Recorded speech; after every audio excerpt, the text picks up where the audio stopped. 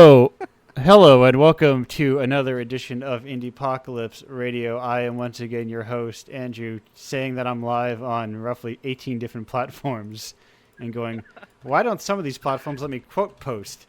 I think that's just Mastodon doesn't let me do that.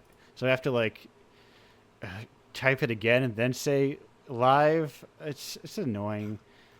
It's all very annoying.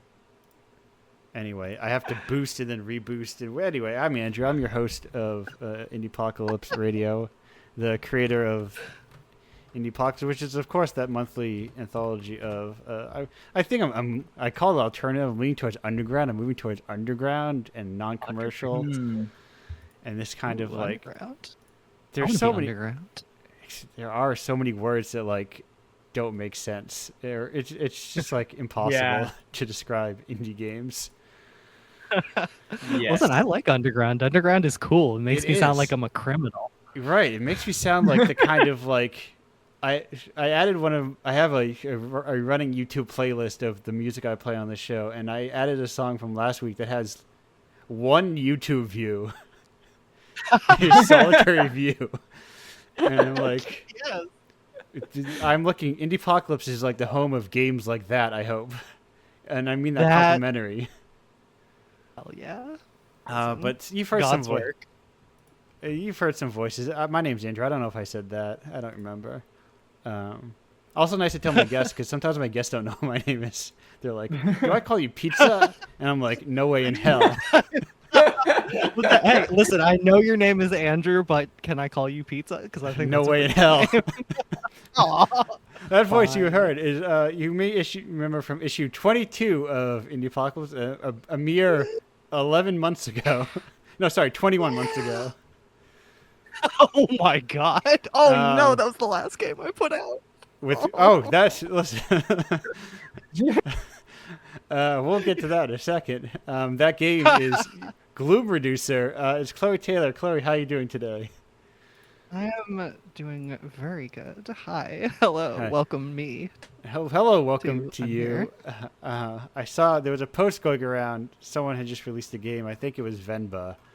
And they were like, something to the effect of, people don't releasing games fun, but they don't tell you about the post-launch gloom and depression. I'm like, here's the secret. You release something new every month. Oh, God. Oh boy! Stay ahead. You still get that. You still get that gloom, but you get. It's the recovery period is much faster. Yeah. Yeah. Well, I saw some TikTok today or something about going at the speed of sound. Yeah. That if you're in the aircraft, you can't hear anything because you're moving faster than sound. Yeah, right. Right, that's what releases the game every month is. That's my game development process. So important question off the top of the thing. Oh yeah, Chloe, I gotta know. Now, Gloom Reducer is a commission game, so the usual Indiepocalypse question doesn't apply. My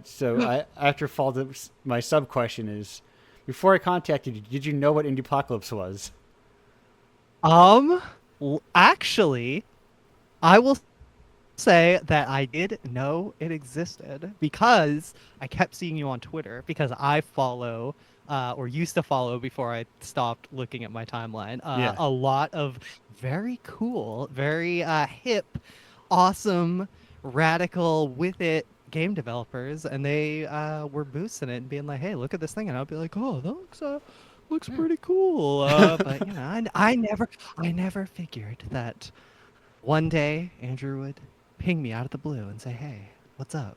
Yeah, cool. I mean, help you make just and I did, and it was awesome. It is. It's it is a perfect. I mean, I say a perfect, but I think most of the commission games themselves are a perfect example of when someone's like, I need 30 years to make a game. And I was like, look at games people made in about 3 months.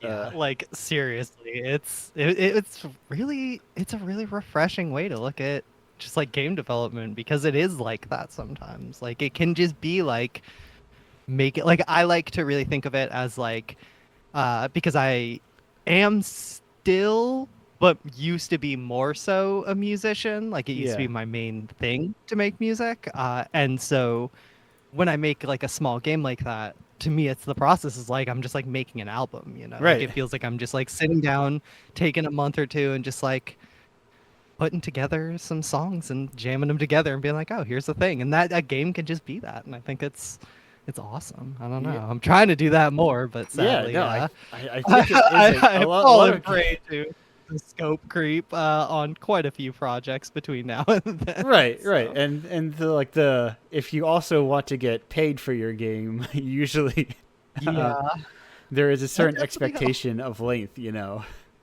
Yeah, sadly, I'm dealing with that. Looking at Steam right now and being like, oh, all of my Right. games are beatable in like an hour and a half. Yes. That's Yeah. not And then, good. well, Chloe, if you do that, you can have 30,000 people return your game after they buy it, and then you can Hell be yeah. a Kotaku article for a day. Oh yeah, sweet. And I then love that. I don't know if anyone actually buys it after people go, "Oh, look at this poor developer! Everyone returned their great game that they said they loved." I Yeah, think I love it. As the we listen, as we all know, clout translates directly to money at all Oh, times. most That's certainly. why, you yeah. know, I have over 13,000 followers on Twitter, which means that I make over $13,000 every single month when the Twitter paycheck comes in, Right, and I right. get all those bucks directly into my Elon Musk X account. As someone with a measly, I think maybe 2,000 followers, that of course means I make zero money and don't at all have like a $700 Patreon. Yeah, man. I can't. I have the least followers here.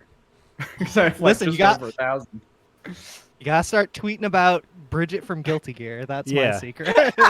Yeah, that's the key. That's That is- You gotta just You have to find what is Diversify like the- the important right. That is, I get truly frustrated. I've made like I'll make a silly joke and it's like, look at all these famous. It's like not only do way too many people share it and like it, but sometimes I'll have like prominent like people. What are you? You're like a game developer person who doesn't give me the the time of day. and you're like, oh yeah, here's this like, bruh, I've gotten so many like, I'll like be working on a game and I'll be posting about it for months and getting like, oh like, I mean I shouldn't say like, oh 100 likes because that's Right, like, right. in all I would reality, kill- that's I don't 100 think- people who said something's cool, and I Yeah. always try to keep that in mind of like. When I see something like that, I try to close my eyes and picture all those people in a room, like, and it's like, oh damn, okay, that is Yeah. really satisfying to have that many people looking at something I made and being like, that's cool. Yeah. But then I'll literally just like say the most like garbage thing I've ever thought in my life. I'll just like post an intrusive thought about something dumb and just get like way too many people being like, oh, this is so great. Oh, and then like yelling at me and being like weird. And then I'll get a bunch of followers and they'll be like random. Like the dude who owns the Commander Keen IP follows me for some reason. And every once in a while will just like, Oh. like something I post. I'm like, why are you reading this? What are It- you doing? This It isn't is. It for is so. any human to look at. Right. Right. I think my most prominent thing is a joke about fucking Metal Wizard Rock or whatever. and it's like it's nonsensical. It's also why when when I saw Twitter die 8 million times, someone was Oh like, god. so I've seen When the people spiral began. whenever I see people with large accounts complain that there's no actual engagement on this website, I think to myself, I've never seen anyone share a single part of a thing you've ever created. I only see you when people share your discourse. So I don't know if people actually follow you for the stuff that you make. Yeah, it's Yeah. it's rough. I'm trying to. That's why I've always, for the past few years, I've consistently tried to lose as many followers as I can at Yeah. any given opportunity, and it never fucking works, dude. Right. It always makes it worse, and more people follow me, and I don't know how to make it stop. It sucks. It's like I've Yeah, been cursed. And it's like, I don't want that many people paying attention. I have, maybe it's something wrong with my brain, but I can't make that like audience fan like relationship with people. I can only think of people as being other people, so it's hard to like. Yeah, dude. Oh god, I really struggle with that a lot. I've been a poster since the day. And so I'm like, Yeah. I don't have I see other game developers sometimes, they'll be talking about like, everyone has those days where you just wanna do a TED talk on the timeline, and you just want to make a thread about whatever you're thinking about and just Yeah. like post.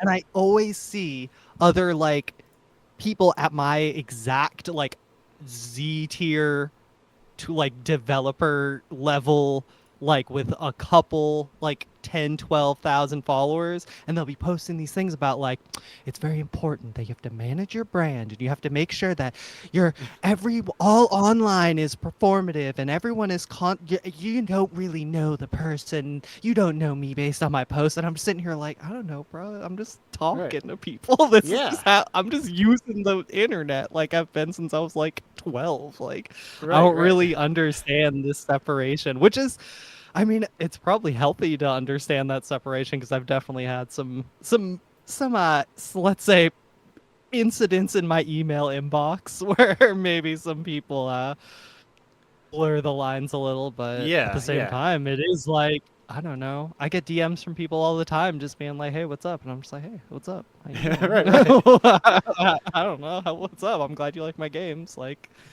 I love like popping in on people's streams and just like I always feel weird even like being like a dev in chat for people streaming my games, because like that almost feels like there's a weird power imbalance that I just don't like. I just want to Right. like hang out and be like, "Oh, cool. I'm glad you like my game." But then people want to be like, "Oh, game developer, tell me your secrets." And I'm just Right. like, I don't have any secrets. I'm just fucking chilling. Speaking Dude. speaking of secrets, Chloe, I need to Oh, know the no. secrets of Gloom Reducer. If Oh, someone no. was unfamiliar with Gloom Reducer, how would you describe it?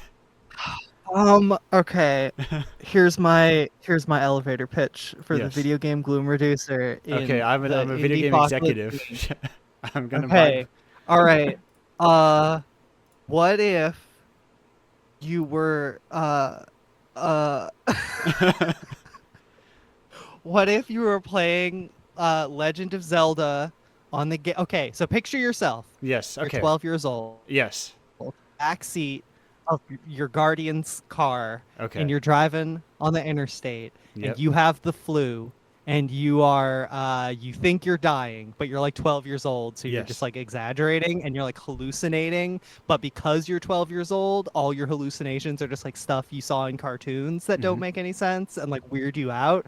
And then you're playing Legend of Zelda Link's Awakening on the Game Boy Color, and you are too sick to know how to actually go find the sword and play the game, so you're just like walking back and forth on the same like 4 screens over and over, and you're just having the best time of your life, and then the next day you don't remember any of that happened, and that's like the video game Gloom Reducer. That I would say is a very accurate representation. Okay.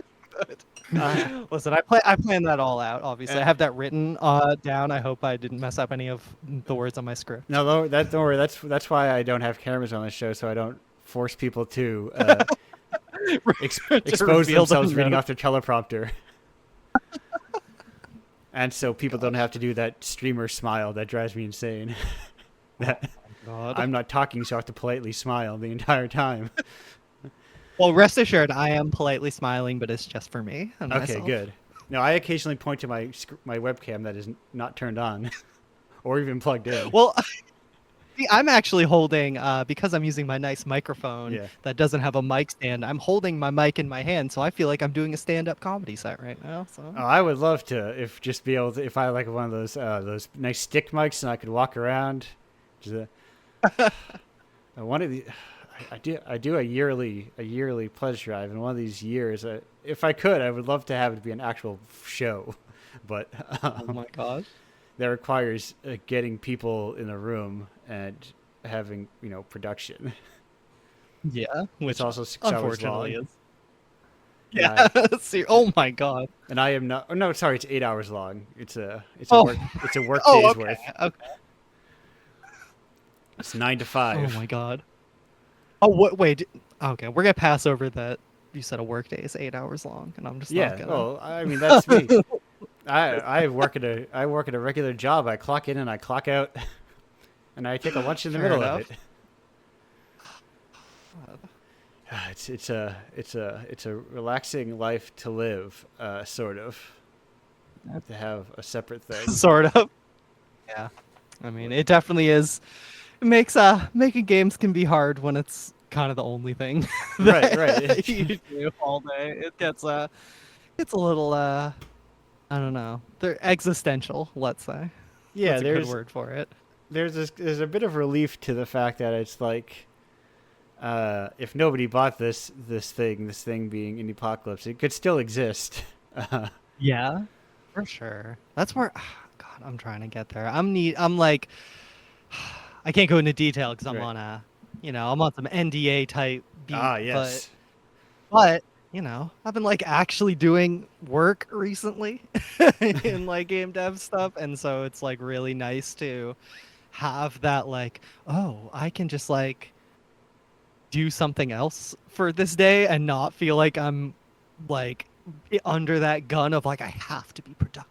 I have to do this. I have to if I don't have a new idea that works and I like Right. do something functional, like it gets really stressful feeling like creativity is something that you just If kind I of don't have something ready for the screenshot Saturday, if I don't have Yeah. a devlog, 30 new posts, if I don't have a stream going, a coding stream, if I don't, it is nice that I do a See, job. but this is why Yeah. This is why very early on in my game development, I hesitate to call it a career. I think misadventure maybe Right. is more of a good term for it. But like very, very, very early on, the second I started getting any traction, I made a promise to myself that I was going to be very like inconsiderate to my audience, and that I was not going to get wrapped up in feeling like I owed people things, or that I had to like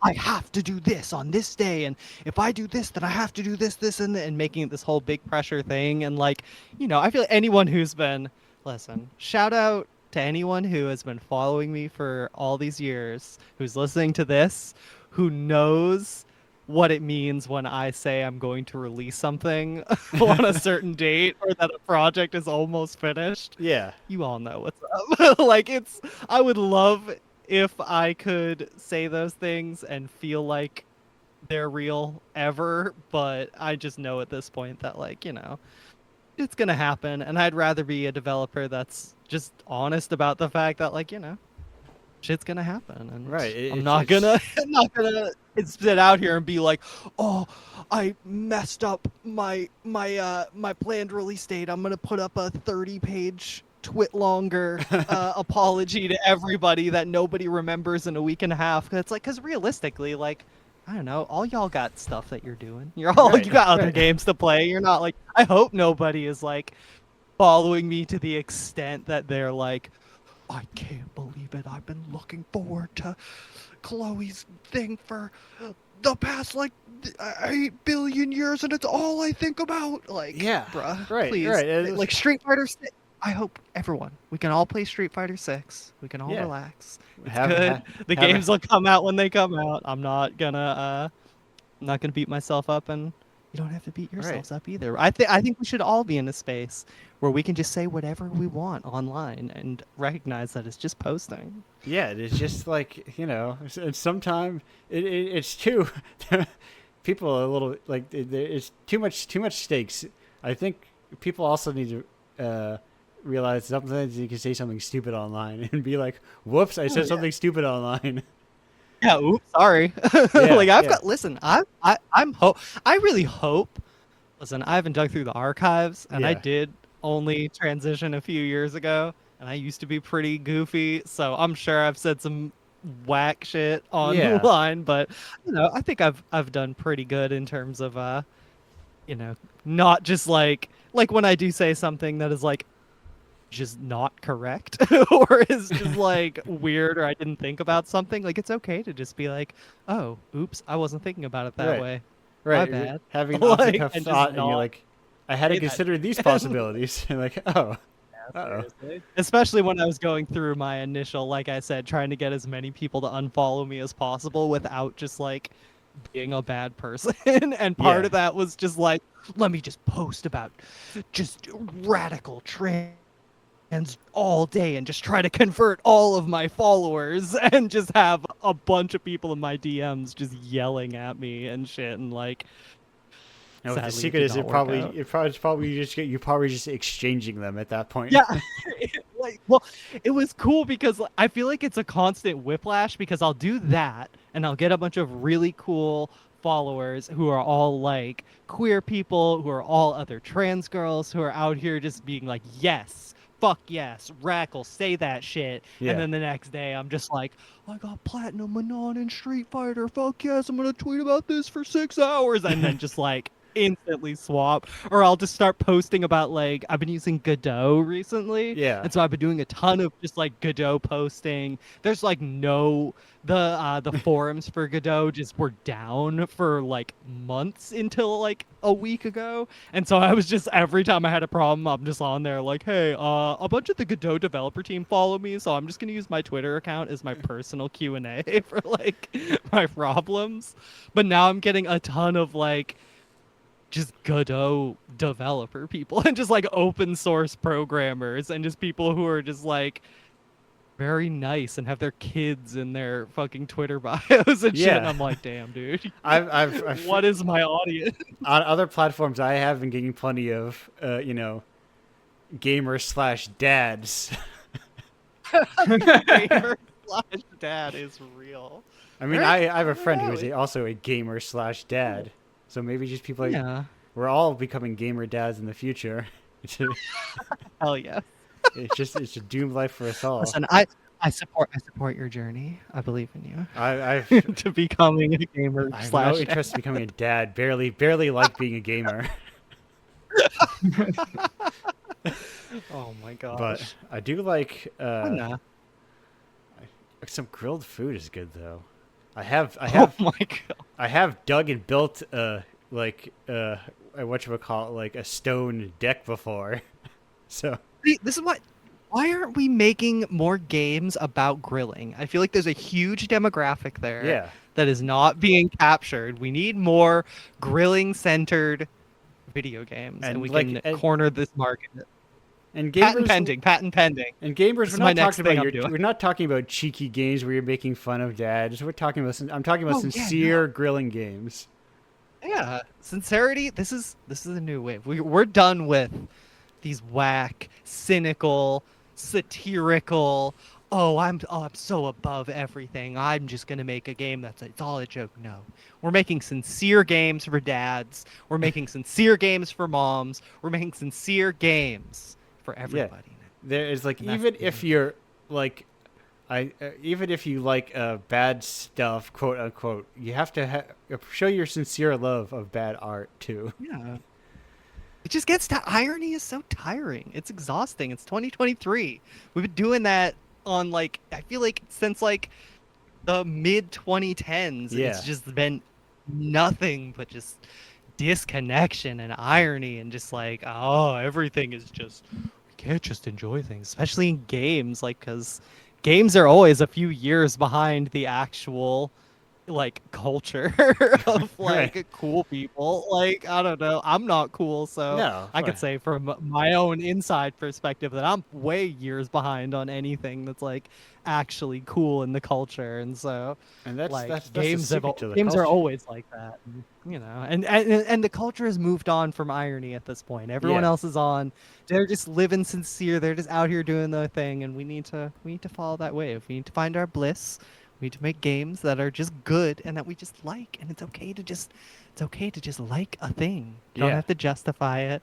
It We need to doesn't get have- out of this mindset of like we're just stuck in this mindset now of like games as this like everybody knows about games. All gamers, everyone's watching the Sakurai's YouTube channel. Everybody's watching Game Maker's Toolkit.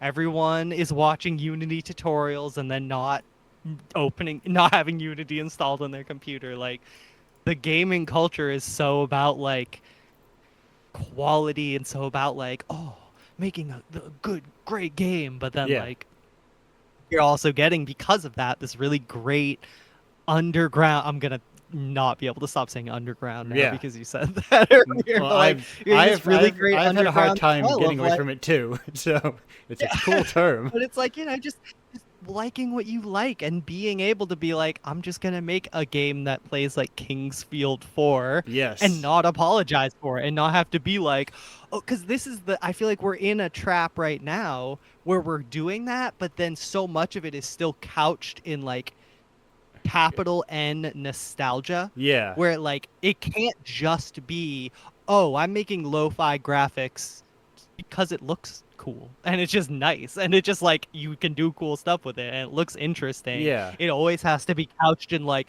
oh, remember the PlayStation? Remember the Nintendo 64? And like anytime like you hear it on like the mainstream gaming podcast that I listen to and get mad at while I'm listening to them and continue to listen to them, like every time one of these games from like Itch will like break the surface and Yeah. hit those kind of like waves, even if the game itself isn't like PS1 core epic retro game, it's how it gets talked about. Like people Right, are right. always like, the conversation is never about the game itself on its own merits, and it's always the same conversation of people like going back and forth being like, well, it kind of looks like total shit, but it's cool. It's like the PS1, right? Oh, What if the that- N64 comes back next? And it's like, oh my god. I got I'm dreading anything I make hitting that kind of conversation. Like that's the kind of shit that would just kill me as a developer. I got very mad because I saw I was watching a modern, gay press rights stream, and they were playing Pizza Tower. Like, it kind of looks like shit, but it's like cool looking. Oh my god! And I was like, what do you? Pizza Tower looks so fucking good, dude.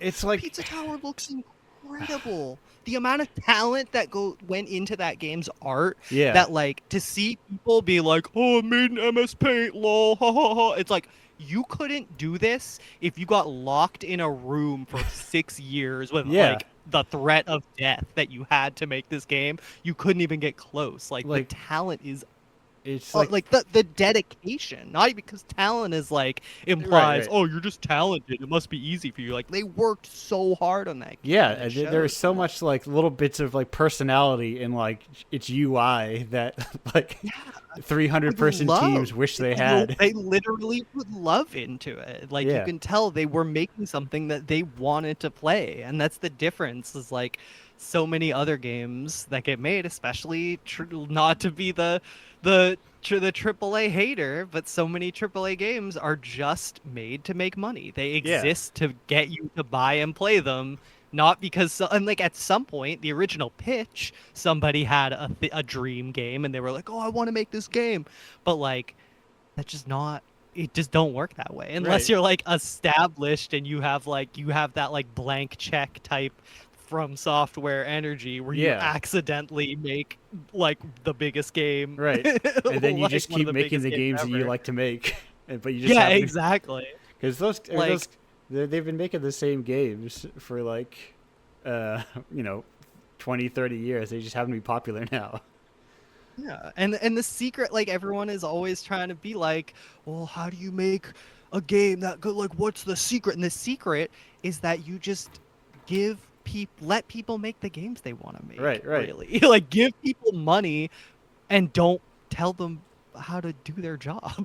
Don't come in and be like, well, our focus group says that people don't like this kind of thing and this and this. It's like, well, sometimes a game is good and then doesn't make $10 billion, and you kind of just gotta live with that in reality. Like that is literally my process of I say, hey, make a game, and then I'm like, do I need prototypes? Nah, just give it to you when you're done.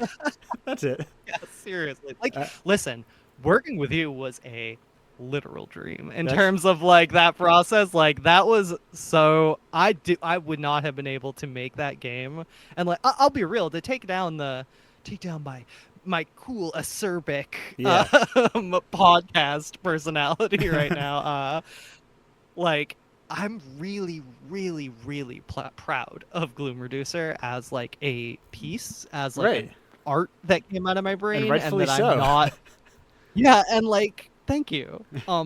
And it's something that I really point people towards now, even though it is by far the most divisive thing that I've made. Like, it has, like, it's one of my only games I've released that has, like, a bunch of, like, 1-star itch reviews of people just being like, this game makes no fucking sense. I couldn't beat it. This sucks. Like, even people who like my games, Yeah. I've, like, watched streams where they're like, well, this game's really good, but this is the worst puzzle in video game history, and it completely sucks and it's dog shit, but the game's still good. And I'm just there like, oh.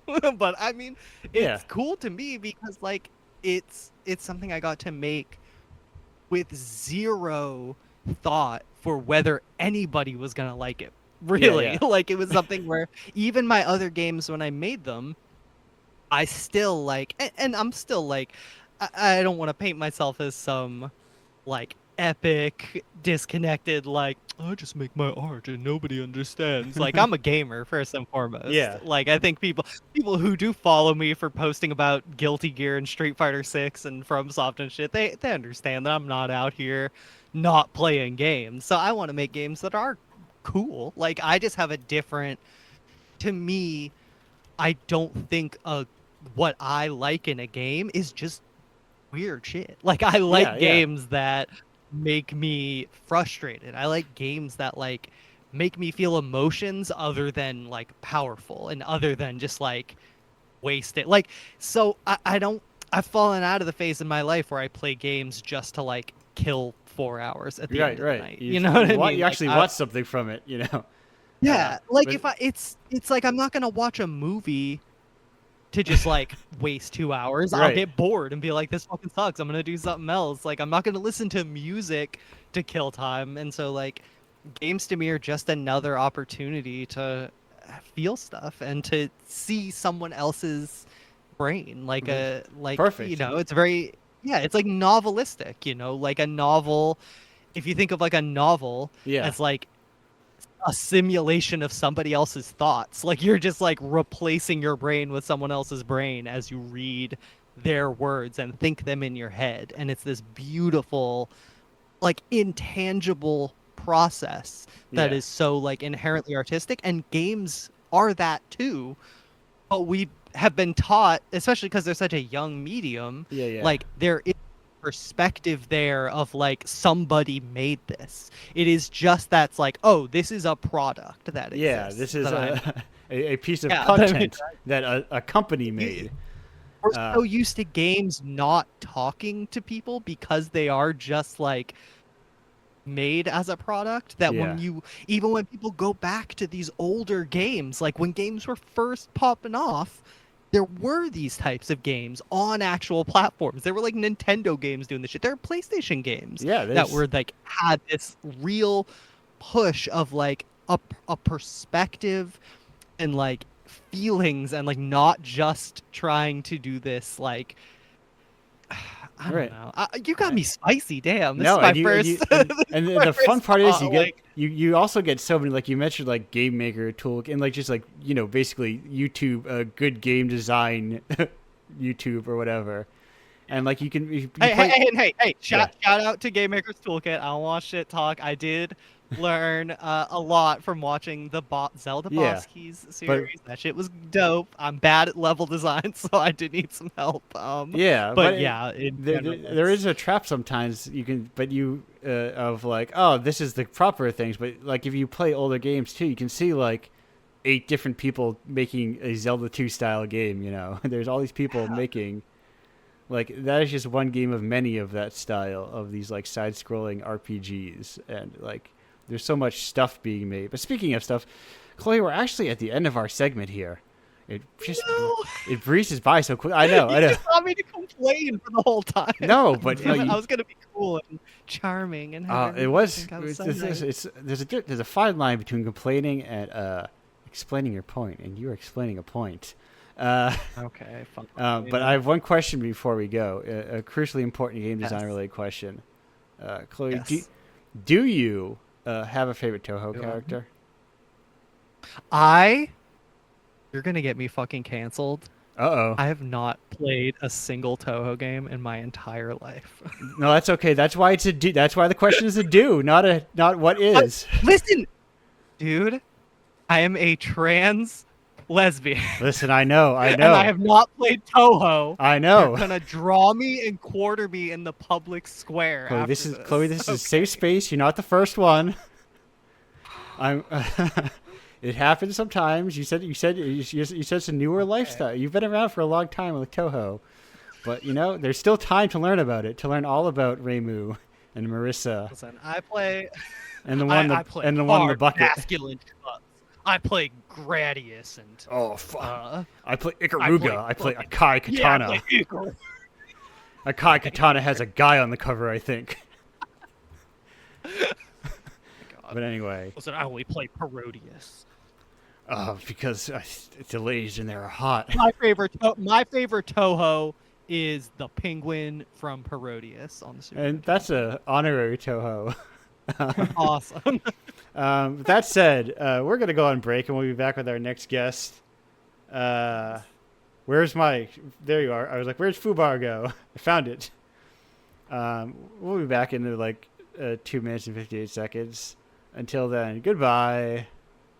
Everybody.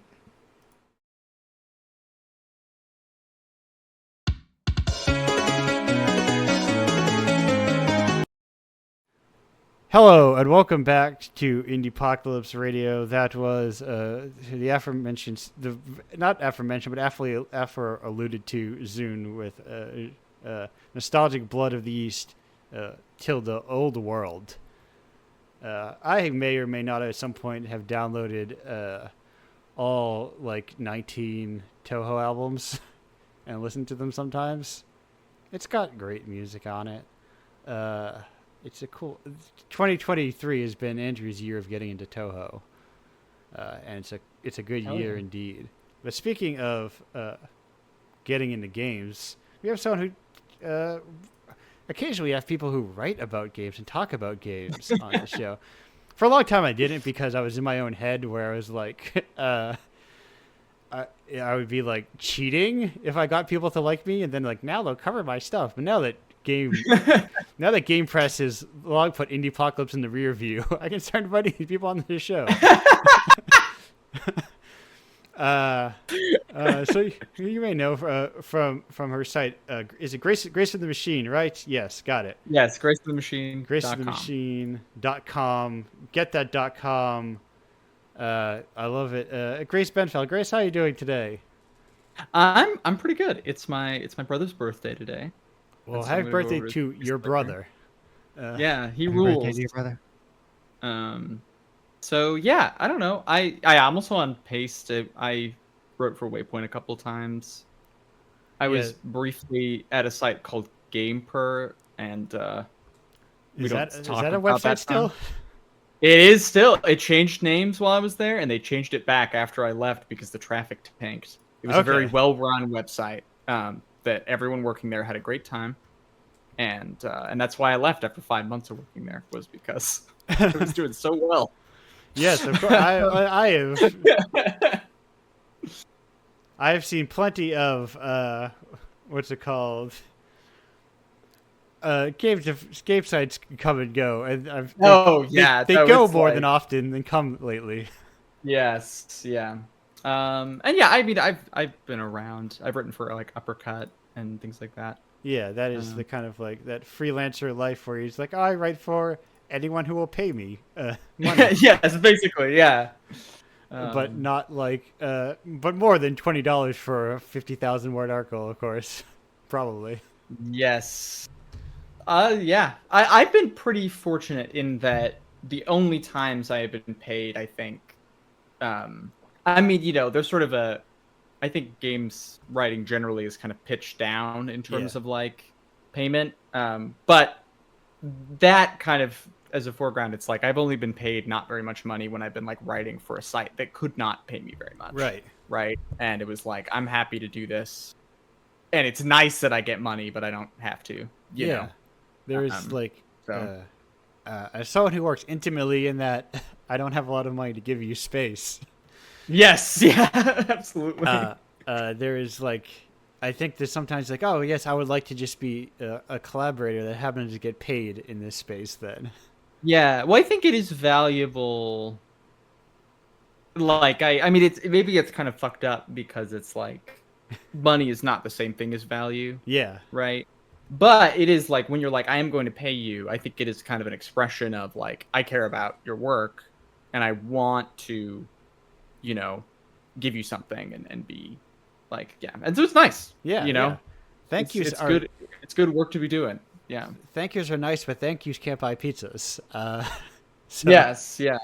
Well, it's nice. It's like, oh, I wrote an article and I get to buy pizza today. That's like, and Yeah. that's good. That's good living. And there's like a part of it, and I think that is the harder part, where sometimes it is. I have a blog post sitting around that I don't like it, so I will never write it. But I think Right. or never post it because I'm like, I don't feel as bad about it anymore. But I think there's someone's got to take L's for a long time, sometimes Yeah. to promote things. Like I was watching someone, or I was reading. I think I was reading something. Lotus Love. I'm trying to think of her full name thing. Brand name. But Yeah, Lotus loves Lotus, I think yes, is the yes. handle often. Yes, yeah. Well, she had written something about like talking about the endless cycle of nobody covers indie games. Well, nobody reads us when we cover indie games. That whole Yes, yeah. vicious cycle, and it's like, it's people on both sides got to take it on the chin. Indie developers making games to no press, and people writing to no audience, and it's hard to tell someone to do that. Be like, oh, in 5 years, your work will pay off. Maybe. Maybe, yeah. Well, I think that is like, and that's something I have like, for sure noticed in terms of like so I used to write a column for Uppercut that was about like religion and Christianity and RPGs mostly. Yeah. And it's like, I wrote about Kingdom Hearts and I wrote about, Dark Souls. And so they're like big games, right? And like I would get a fair amount of attention. And then I wrote about like Ether Reign's incredible game that I like, completely blanking on the name of now because it's like a long Tomorrow Won't Come for Those Without Blank. Fucking like one of the best games ever made, and I'm like to this day like very proud of that piece. And I think like as insofar as I have an audience, I think a very small proportion of that audience has actually read that, which like does suck, but also I'm so glad that that's in the world and that I did that. And I would not exchange that for like a more successful piece about whatever thing. Final Fantasy. Yeah. And like I love Final Fantasy. Like don't get me wrong. I noted Final Fantasy. I played Final Fantasy 7 this year, and I thought it was good. It is good. Yeah. I mean, I only played it like 2 years ago, so I played it once as a child and once as an adult, and it's like it's a weird one of a kind thing in a lot of ways, but yeah. But yeah, that is like, and the thing is, unless especially if you publish your own articles, that writing will never go away, Yeah. And I think that kind of thing is, it's important that it exists. Like there's going to be someone finding that writing. Yeah, I think so often. I mean, I think this is especially relevant to you because like those conversations happen, and it's like Indiepocalypse almost never comes up. There are like evangelists who would be like, "Hey, like this is a thing." This is for the first time in like 3.5 years, a lot of people did, and it was it was weird. I was like, "Oh, that was nice." Yeah, for sure. But it's like, and I think this is true because I feel like the conversation shifted a little bit now that we like the most popular movie in the world is directed and co-written by a woman and things like that, right? But it's like, I feel like so much of the discourse around like representation was around none of this stuff exists. Right. And I really don't think that is the case. I don't think that's really, I mean, I don't want to say it's never been the case. There's always been like obstacles. Yeah. And that's the thing is it's about access, right? It's about access for creators and it's about access for people that it's like, I mean, I live in a major metropolitan area in the US with like a bunch of art theaters close to me. And so it's like, I get access to stuff in a way people don't. And that is an issue that can be materially resolved, right? And like in a lot of ways in the past, I think it was always a case of this stuff has always existed, but it was impossible for it to reach anybody, Yes. Yeah. Like it existed on like people were probably always making every type of game since you could homebrew games, but how would they, itch didn't exist. They would have to do what, Yeah, like how do you distribute that? How do you Well, like it's like that there was that there was like a viral Twitter thread a few months ago about like someone buying an old computer at like, a Goodwill or like Salvation Army store or whatever. Yes. And like finding just like or like, not gigabytes because it's text, but like so many files of like reviews of pornography. Yes. Right, of like gay pornography. Right. And it's like this person like did this whole thing and now it's like being surfaced in this weird way, right? Right. And where did those go? Did those go into like local zines or something, Were they, right, like who knows? Like PBSs?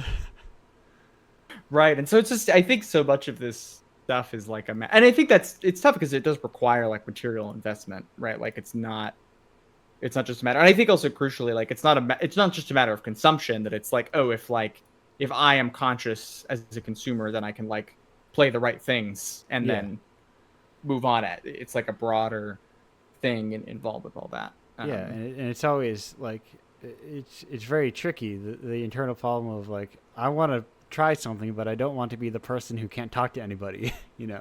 Yes, yeah, that is like a huge thing. Like I resigned to that life in high school, but I don't right. Yeah. I don't wish it on anyone to be like, oh yeah, I know all about those diametrically opposed films that came out at the same time. I've certainly watched them both, and I definitely thought about it. Didn't watch them at all, and probably never will. Right. Yeah. But I think it's it's also good to not, because I definitely feel the pull of culture. Yeah. And often I am able to be like actually I'm good. When like I watched the first season of Stranger Things and that show sucks ass. And I never watched another season of that show, right? Even though it like had these big waves in the culture, I was like, I'm good. I think being able to do that is a good skill, Right.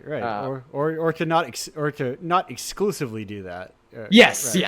No, it's not. It's not. To be clear, it's not bad to engage in the popular culture. I don't think, but it is like, it is good to like not, be totally swept up in that. I think. Yeah, I've been times in my life whenever I see in a bio multi-fandom, I think it's time for me to log off and walk into the sea. I've become too old. Yes. Yeah. Oh yeah. I try to process what that could possibly mean. Right. It's like, I have multiple interests. I'm a multifaceted human being. I'm looking forward to. But I think it's also a very, how do you say, adult child lifestyle kind of thing. Yeah, I mean, I do think that it's like, I mean, this is the pitch of so much stuff, is that it's a whole world that you can kind of get invested in. Yeah. By itself, and and the thing is, sometimes I'm not anti-lore. Yeah. But I'm really pro lore when it's like one guy's weird thing, as opposed to, there's stuff broader than that, because I kind of like Star Trek lore, but part of the reason Star Trek lore is good is that like the original show was not thinking at all about that. Yeah. And so it's like every other episode is like, here's another godlike alien being. Right. That like there's like 50 of these guys, and like how does that work? And like them then having to be like make that into a coherent universe, I think results in something really weird. Yeah, because it's interesting. They were making episodic genre television, Yes, yeah. It was not like, oh, we have to make sure that we know that like this god being is like in control of this sector of the galaxy or whatever. Yeah. Or it's like I mean, obviously Lord of the Rings has like issues, but like one of the things that's very cool about it is that it's just like the sense of history is so tangible, and it's because like this one dude was thinking about it for like 30 years. Yeah. And just being like, I'm gonna map this out, and like I'm gonna show how these languages migrated or whatever, right? Yeah. And like that shit's really cool, and I'm like I think more compelled by that than sort of the like kind of deliberate like MCU style crafting of this sort of multiverse bullshit. Yeah, or this kind of like, I mean, they're just doing what comics did forever ago. They're just like, Yes, yeah, it's all connected now, and everything feeds in everything else. It's like, well, yeah, I'll say what I said with comics here. Wake me up when you let a weirdo team make a weirdo thing with a character nobody cares yes, about. yeah, yeah. Well, and that's also the thing is like comics. I mean, part of it is just volume because Yeah. obviously it's easier to make a comic than it is to make a multi-million-dollar film. But it is like comics. I think we're better at. Like you could hop into like the Spider-Man book and you probably know roughly what's going on. Yeah. Maybe you happen to hop into Clone Saga and you're like absolutely fucked. But you're like, oh, like, he's a teen. I've spider bit him. He jumps around. He's kind of funny. yes, yeah, and like that's all you need to know to read like a lot of Spider-Man. Whereas I do feel like at a certain point with this kind of thing, it becomes like okay, like I have to fucking have watched this other thing to watch this, and I don't know. No, it's just depressing to me, but like that's a whole other thing, I guess. Yeah. No, in a similar lore weirdness, I sometimes like reading wikis for Marvel and DC stuff. Not reading the books, but I like. Right. I like seeing how like everything gets interconnected. Or like I read this one-off book. What is the history of this character? And it's like bad. Yeah. Yeah. For Or sure. or those sorts of things. I thought about watching Star Trek. Star Trek good. You like? Tell me about. I do. Yeah, I do like Star Trek. Okay. Like, So would you say overall? Would you say just like, or does he, so or does it have its so dark pockets? I'm a little weird because I've mostly watched the original series. Right. And so I haven't done like I've seen Sub Next Generation, but not a lot of it. So I'm not like a Star Trek person, and I don't have like expertise. Yes.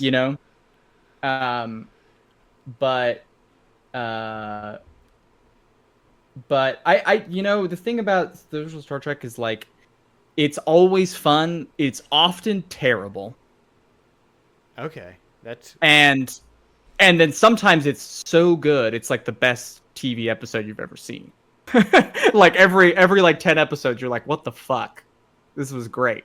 And then it's like 9 more episodes of like weirdness. Which I find very charming. Right? Yes. But your mileage may vary. Right. No, I am a long time enjoyer of kind of weird, bad art, or just stuff that feels like singular, I guess. Yeah. Well, I think it also helps that like it's, I don't know, it's also like deeply homoerotic, I think. Right. And like that is like a key part of the appeal for me is watching these weird boys like basically flirt with each other, but not really. It's a conflict between action and science. the classic conflict between two boys. Yes, yeah. Yeah, I mean that's basically right. I just asked because I've been thinking of picking it up recently.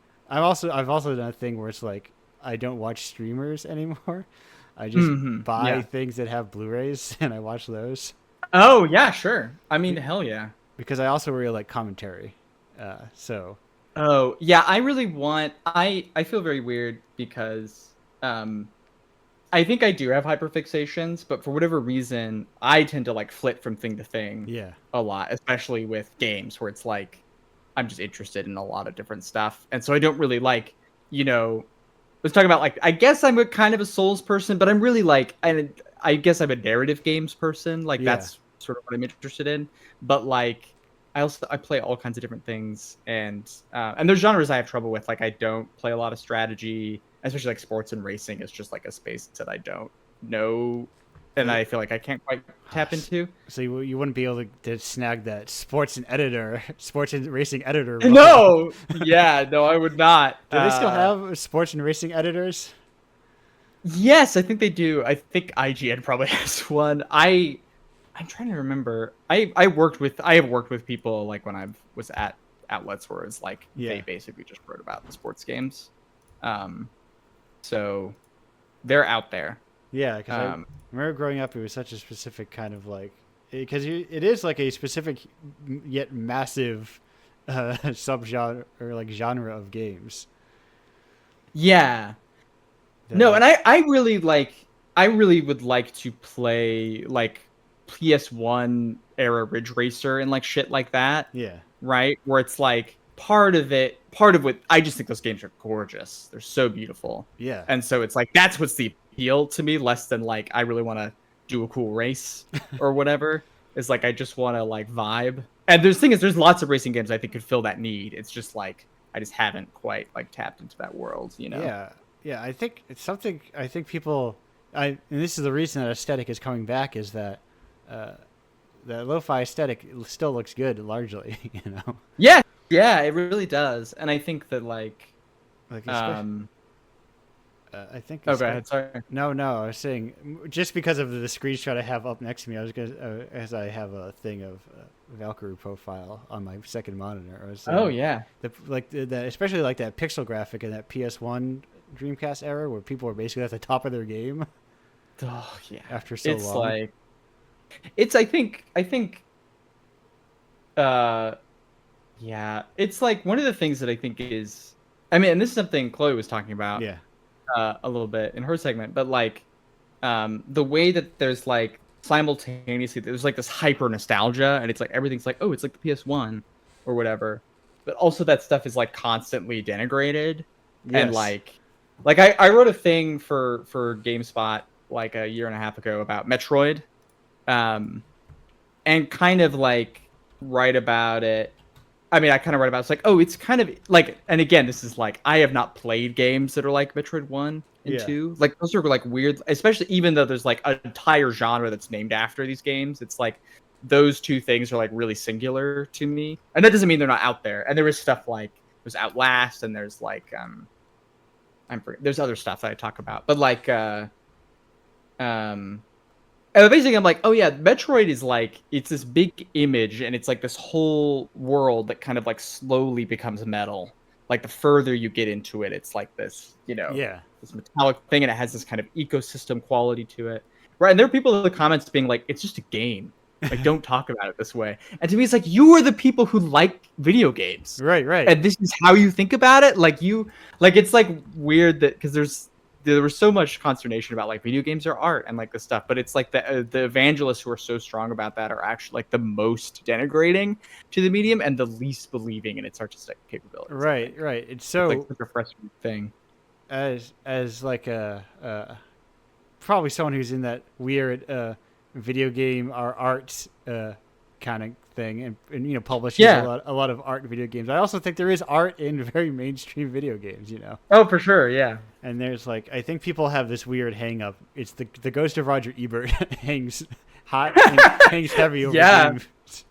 Yeah. Which But- is like yeah, go ahead. Sorry. I was gonna say also if people actually read what he said, it was very like they'd go, oh yeah, he's right, probably. Like Yeah. No, it was so easy to strawman him, I think. Yeah. Because it was like, yeah. but like it's and like he liked a lot of horse shit. Yo, yeah, totally. Totally. Well, actually, I really like that quote from him about, like, I don't remember what kaiju movie it is. Oh, I could tell you, Grace, Like- I know this quote immensely. Yes. I think about it all the time. It's like when you are a child, you like Gamera because it has a giant turtle in it. As you grow older and wiser, you like movies like Air Force One because, of course, it's sophisticated. An adult that a president could take an airplane full of hijackers. But as you grow older Yes, and yeah. wiser still, you realize a giant turtle that spits fire isn't as ridiculous as that president, and then maybe you can Yes, enjoy it yeah. because it's more fun. Yeah. I think about that quote constantly because it's such a encapsulation, I think, of how is a way of thinking of art. Sorry to go off on that strong tangent. No. I'm glad you had it on deck. I appreciate it. I love it. Yeah. No, it's good. I think it's like, and I feel like I used to really be into Ebert and like read him fairly regularly, and I've kind of like haven't in many years, and so I like there's don't. there's a good reason for that. Yeah. Well, yes, but I mean, even Yes. when I was reading him, he was dead, right? It was just like I read like sections of a couple of his books, and I like would go on robertebert.org and like look up like whatever movie and be like, I bet he's written about this. Yeah. Yeah, but it's like, I mean, I think that's one of the things is like about like a person like Ebert is like he really loved movies, and I feel like we have a lot of like personalities in games, but we don't have like these people who are like deep affectionate for the medium and like Right. kind of, and I think that's a shame, and I do think it's like tough because so much of that now is like it's so corporatized and like the thin, and this is something we're seeing with like the strike, right, where it's like what is content that's like forbidden to be made and what is like fair criticism that's not Yeah. promotional, right, and like things like that, and that line becoming super blurry, and that's just like across media, but I think particularly in video games is really difficult, because yeah, like I don't think like someone who loves literature, it's not just promotional, it's about like a deeper sort of cultural thing and Yeah. a shared cultural experience that is like valuable and that should be like preserved and promoted. And again, it comes back to like access, right, where it's like I just fundamentally I want more people to be able to play or read or watch weird things that are hyper local and speak directly to their experiences, right? Yeah. And that stuff is out there, and it's just a matter of like helping people get to it and find it and like making the processes of making it sustainable, right? I thought recently, because I was like, weird thought I had like do Game Press do they visit their local scene in the same way like a Yeah. like a music writer might check out local bands? I was like, do people do that? Is there like that kind of attention to a local level? And I don't know. Yeah, I really don't think there is. I have like I wrote about oh god, I'm forgetting, but the like Michigan Local Collective, I think. Locally sourced. Locally sourced, yes. Yes. Sorry, apologies for getting that wrong. No, I just but yeah. they've been around for a while. There's one of Yeah. one of Indiepocalypse's bastard children. Yes, yeah, which is like great, right? And Yeah. like and yeah, but like when I used to live in Utah, which like has kind of a weird, it's not like a huge, it's not like, it's not like well, it's kind of Utah's becoming a tech area, Right. increasingly, and that's any like place fucked with up. sufficiently low rent will become the tech area. Yes, yeah, and so I think like the EA developers who made like fucking Disney Infinity were based out of Salt Lake City and stuff, and like fortunately my conservative Christian alma mater, Brigham Young University, has Yes. like a game design program that like I think people like Blizzard is hired from there and stuff like that. Like there were people out there, but like I was not really familiar with it at that time, and like yeah, and so it's I don't know. I think that's not really happening. I think it should. Yeah.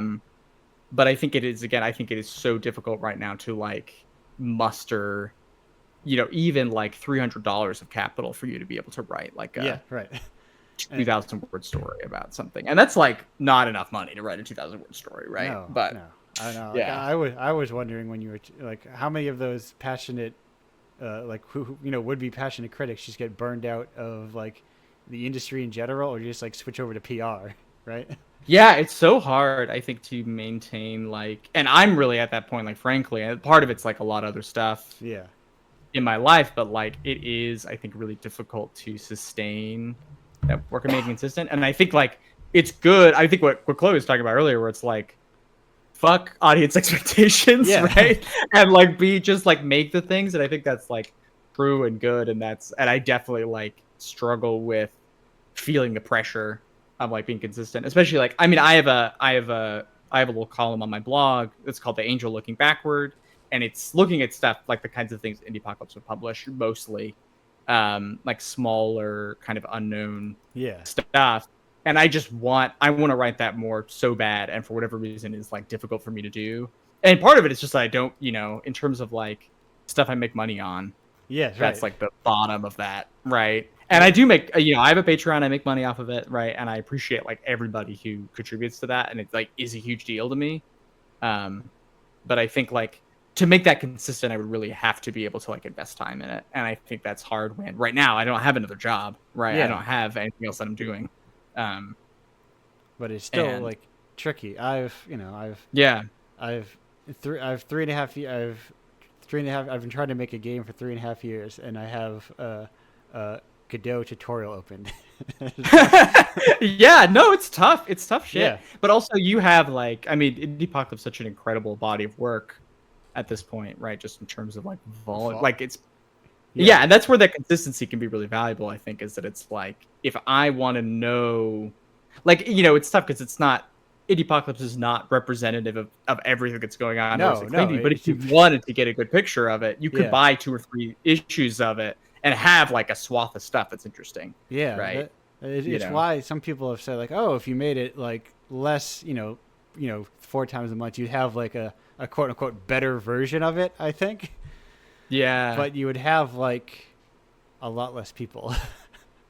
Yeah.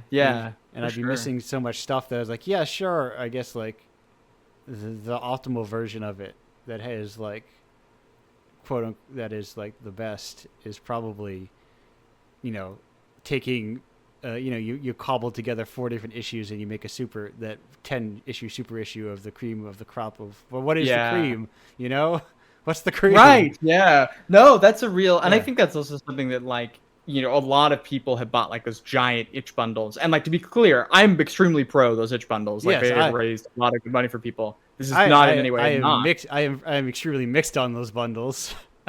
Right. Oh, fair. Yeah. But I do think it, because the issue is that it's like, I got 1,000 video games. And it's like, how do I even sort through this? And like itch's interface is so like, I think it becomes hard, and I think this is like even just an issue for me, even though I have like a little more familiarity with some of these spaces than like the average person, I would assume. Is like there's just so much interesting stuff out there, and like how do I decide what to engage with? I think is like a huge issue. That's where most of my mixed part comes from, where it's like, like, I love that everyone gets money, but then how many of these games are getting played, and then how many of them are like. How many people are going down to check out any of these individual developers? Because like, these people like, you crush the numbers on those folks. Those people are not making a year's worth of salary off those bundles. No. They're like, if they're living in a major city, that's like a month or 2 rent. Yeah, for sure. Which is not nothing, right? No, it's great. Like that is like, yeah.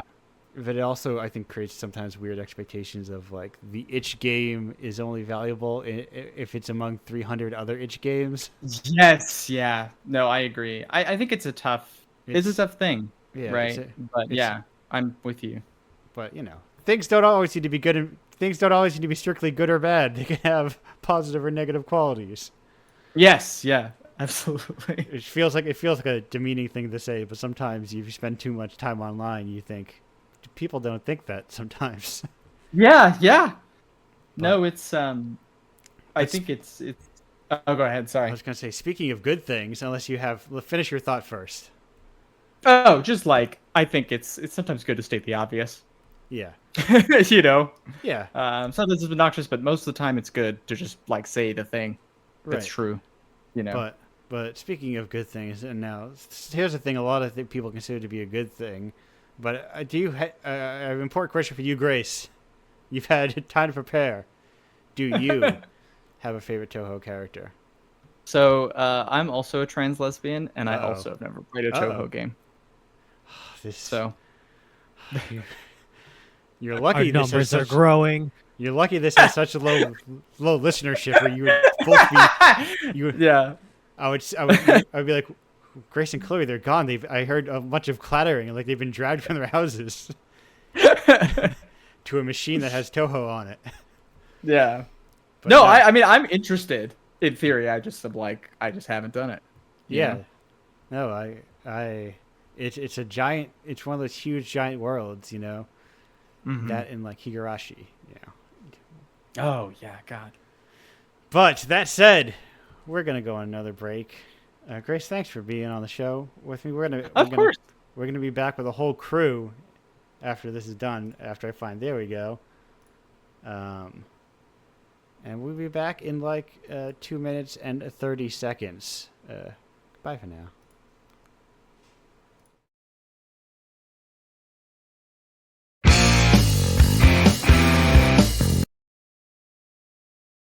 Oh well, now Welcome back to now we got Indiepocalypse. Hello, everyone. We're chatting. Sometimes we start to chat too long, and then I have to get back to the show. Welcome back to Indiepocalypse Radio. That was "My Body" by Screaming Females. Oh, you were playing. I fucking love that band. I have One been of my favorite bands. I've been in Screaming Female Summer, where I've been listening to a lot of them. Have you heard? Oh, what's the name of the album? Oh, it's the one with Boyfriend on it. It's like one of their first albums. I've heard. It's like the one that's like super raw and has like almost like Nirvana Bleach type production. Yes, it was like recorded in somebody's bedroom, but it's like it's not the one with the horse on it. It's the because that's Castle Talk. God. It's not Castle Talk. It's before Castle Talk, I think. It's like the cover's like black and it white? has a really long. It has like an album title that sounds like a Panic at the Disco song title. Okay, give me a second. I will look it up because I will not be able to remember it. Yes, successfully derailing. Listen, talking about music is far from derailing. That's my goal. I've never met. Oh, sorry. Yeah. What if someone is watching their called? TV? Yes, that fucking album. Yes, is so good. I've literally never met another human being who has ever listened to that band, and it's one of my favorite bands. Oh, I've seen that band live. What? Yeah. Fucking oh my god. Shout out to Marissa Paternoster. Yes. One of the GOAT guitarists, the most underrated guitarist. Oh yes, in rock and roll. It's truly like if you want good rock and roll music, Screaming Females is like top shelf rock and roll music. Especially if you gay. If you out there and you gay and you like guitar. Yeah. Good ass band. It's got everything you want. Guitars. Being gay. The two genders. The two genders, right. All right, I just added this to my Bandcamp wish list. Thank you. Oh, it's like... Yeah, there's like... I would say if you want something like very more punkish, I would go earlier stuff like that. Like what if someone is watching their TV, but I just played something off of All at Once, which is more like produced, but it's also like... It still rules, still rocks. There's still like... The produced stuff is really good. Fucking Ugly is one of my favorite. Yes. Like that kind of era of them where it was like still it was really well produced, but like just like super raw at the same. It's I don't know. It's hard to even explain. That is. I was not prepared to talk. No, that is the same thing for me. That the similar transitional sweet spot is like that. Fuck. Is it called Flesh Canoe? Is it called Flesh Canoe, or is that just the name of a song off of it? It's not. Oh my god, I don't remember. Feels. Sorry, Feels. It's like that Feels Strawberry Jam era of Animal Collective, where they started singing, but they're still like not like that fully pop Merryweather Post Pavilion stuff. Yes. I say fully pop like it's actual pop music, and not pop if you're like an asshole who listens to too much music. But I mean that midpoint in any artist is always great. Like I kind of feel you. That's some of my favorite stuff, like especially with music where it's like a really idiosyncratic artist who's like really raw gets the chance to like start kind of like implementing like pop sensibilities and not in like the specific pop music, but like pop like just like literally like popular sensibility and like stuff that for lack of a better term like sounds good or like has like that kind of classical quality, but then using it in a way that is like almost like using it to its full potential because it's like not taking it for granted. It's so weird, but like I love stuff like that. Yes. I think we have a question. I usually refresh the questions between occasionally because a lot of times when I start with 0, I forgot to ask them. So we have a question here from PJB Gamer. This for Chloe. PJ, shout out to PJ. Do you have any overarching themes in your games that you like exploring? The secret question. Yes. The most secret of all questions. I think I am someone who I've recently in the past, basically since I've started putting out games that people say are good to me, and I'm like, I believe them.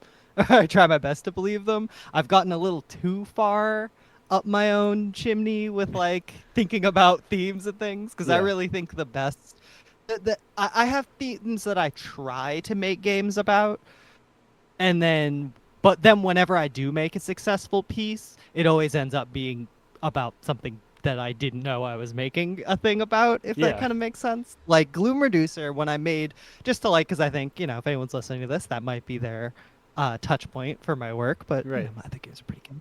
But Gloom Reducer, I went into it and I was explicitly going to make a game that the only thing it was about was like literally just like the hero's journey and like violence in games, very kind of hack, very like, I'll just make it about how non-violence is good, and like, Yes, right, right. shout out. But then it the more I made it, the more I started really digging into these weird feelings that I had around these kind of games, and around like questing, and around like heroism, and around narratives. And then it started tying more into like my obvious, like, and if you're someone who's played it and you've played through the whole game, it has like a lot of like very personal stuff, especially towards the end. No Yeah. spoilers. The good end has like some very personal stuff in there that is pretty disconnected from that initial goal of like, oh, just about how violence is Right, bad and right. all Because this, and like it just spirals out because I had this time limit, basically, because I was like, I was able to release myself from the convenience and the luxury of being able to think about my own themes. You know what I yeah, mean? you're right, right. That's when the real shit comes out, because there are games I made where there's stuff in them that I know it means something. But it's almost like Beat the Heartbreaker is something I don't really try to talk about a lot, because there's a lot of stuff in that game that I know is very meaningful to me on an emotional level, and on a like not to say the S word on a podcast, but on like a spiritual level. And having that stuff just in there and not even really fully understanding it myself makes it really weird to Right. like talk about, or to like kind of compartmentalize and be like, well, this is what it's about, and like this is this and Yeah. this, and Well, I think it's that's nice. interesting.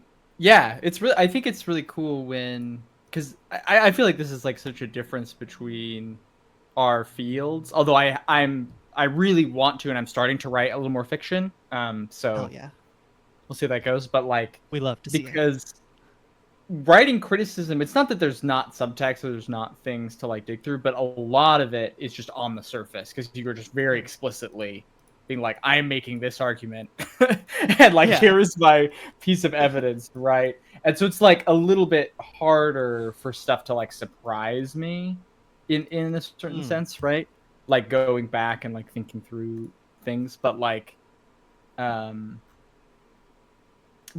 I think it's like good though to, I think that like that first draft energy is so important towards any Yeah. kind of creative thing, where it's like, oh, now I'm on the other side of this and I can see, that's what you go back and edit and you're like, oh, actually this is about this, and like I didn't think Yeah. about it when I was writing it, but like it's actually about this other thing. And like some of the most rewarding stuff I've written has really come out of that process of like, Yeah. I am writing and all of a sudden it's like, oh, I'm thinking about like this other thing, and it's tying into, yeah, it's like one of the most lovely things when you like have like a throwaway metaphor in the first paragraph and you're like, oh wait, actually I can use that like 3 more times. Yeah. Right. Like that's the real Seriously. shit. Yeah. Like, oh, this is what I want to talk about almost. It's like when Yeah. you start talking to a friend and you think you're just like complaining about your boss or something, but then Oh halfway yeah. through the conversation, you start talking about like your relationship with your parents or something. Yes, It just kind yeah. of like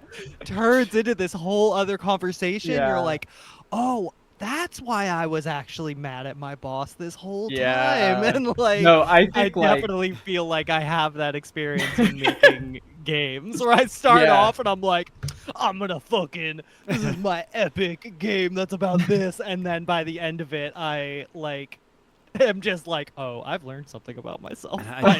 yes, totally. And I think that's really that strength when we were talking about it earlier about like, individual creators, like Yeah. like a massive team would be like would hit that like this game is about how violence is bad, and the end result would be like you have to shoot somebody in a video game, and then the video game turns to you and crosses its arms and says, "Now, don't you feel bad about that? That thing I made you Got do him. Fucking, yeah. in order to play the game." Yeah. Because Oh my like God, yeah. you don't have there's too many people, so it's hard to get that one person's voice through, or for a singular person to make that like realization that it's like, oh, this is because you can't avoid putting yourself into your work, whether it's like fiction or non-fiction. Yeah. Mm-hmm. And I think it's. Oh. I also think something that. Oh. No, you were there. You're good. Oh, sorry, my internet's a little weird sometimes. But I think there's a thing that doesn't get talked about at all in this kind of context, which is that I think that it isn't necessarily even a single person thing every time. Like Right. I think that there are spaces where you can see when a whole team, especially in games, where you can see like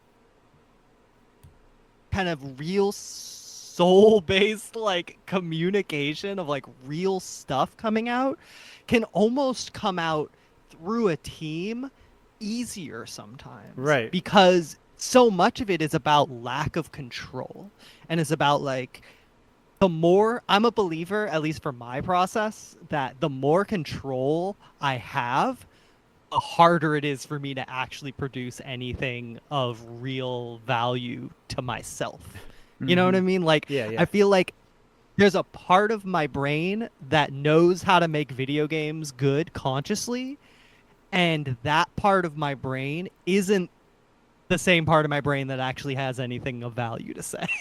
Like that, all that person knows how to do is make games that feel good. Like they don't, that's not the part of me that like can have real conversations with people or really like think about things from outside perspectives. And so like I almost have to lose control over something in order for the actual stuff to slip in and like to like almost trick myself into making Right. good art.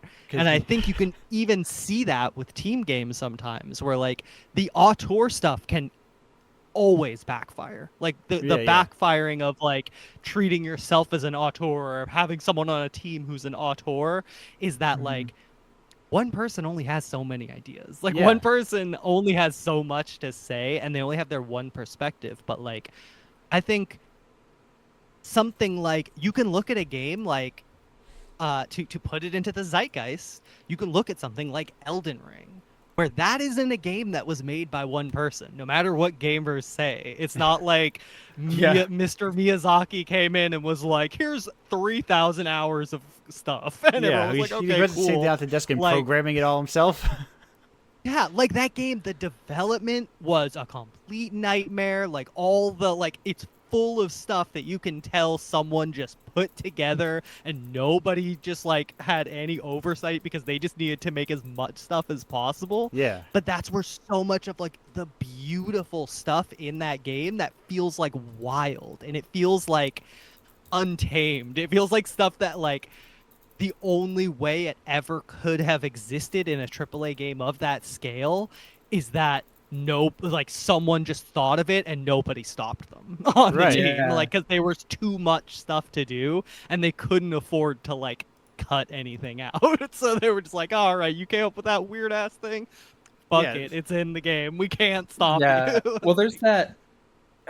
Okay, so I have a couple of things here. The first thing is that I think one thing I really wish was in games that I think like film criticism has more is like an appreciation of different roles. Yes. Because game development is so opaque that it's like hard to, because like, you know, like this is a weird thing to say, I guess, but like Miyazaki's not the only auteur who works at FromSoft, right? Yeah. There are like other people who have like a consistent body of work and that like brings something to that is like unique and interesting, right? In the way that like I can talk about a DP who worked on a film or whatever, right?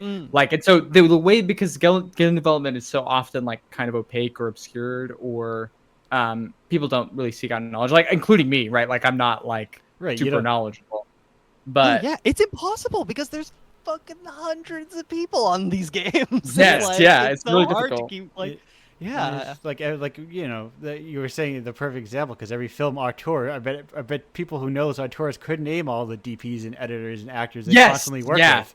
Yeah. Yeah. Well, and it's Yeah. like but it's also even people. There's a story about Howard Hawks, the like great Hollywood director.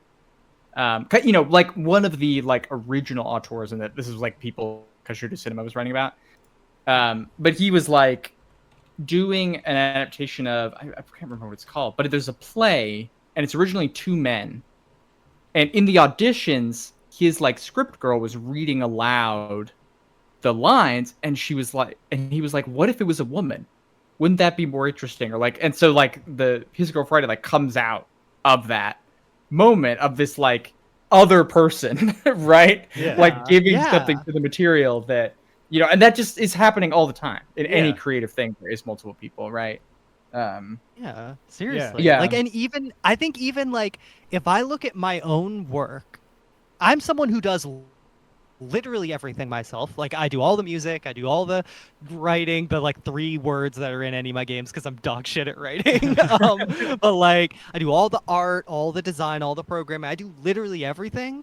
And even then, I could not honestly look anyone in the eyes and say that like I did it myself, because I'm still collaborating with all of the people who influenced me. You know what I Right. mean? Yeah. Like all of the ideas that I'm straight up just stealing from things that like built me as an artist. And like so much of anything I do that is original is most of the time just a failure to mimic something that already exists and accidentally stumbling into something that's like not that. You know what I mean? And like Yeah, totally. that collaborative process is like we get so focused on it, like it's all wrapped up in capitalism, like yeah. it has to be about like who got paid to do this and whose name is on the credits and who this is and Yeah. this, and it's about like it's structured like work. You know what I mean? We think of it like a job that everyone is like, this person did this and this and this. But even on a team, like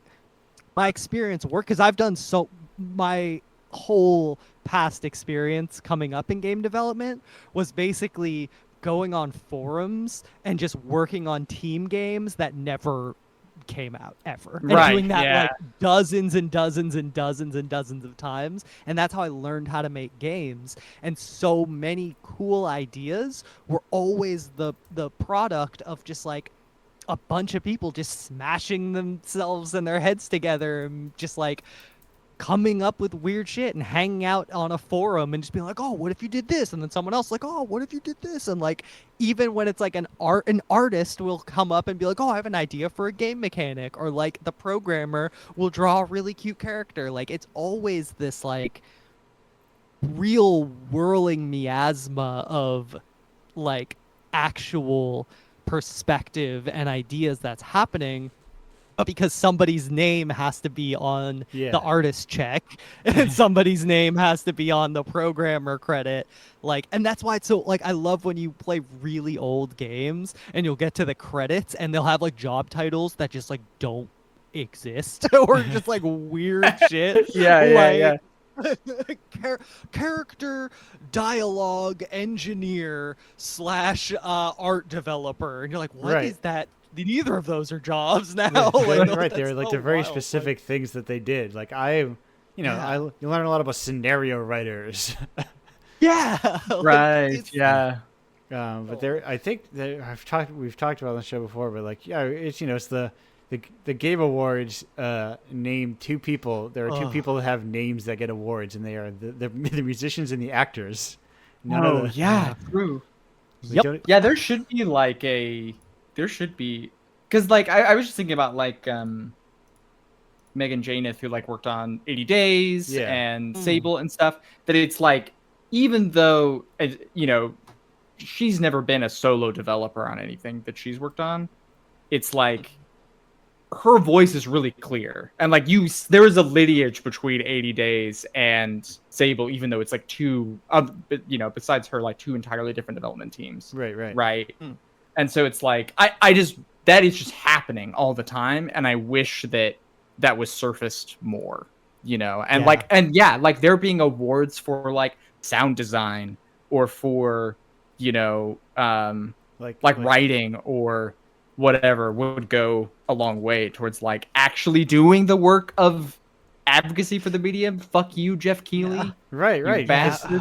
Once again, how many times? I mean, people can tell you about the screenplay is written by so and so, you know, Yeah. or Yeah, it like matters, you know? Yeah.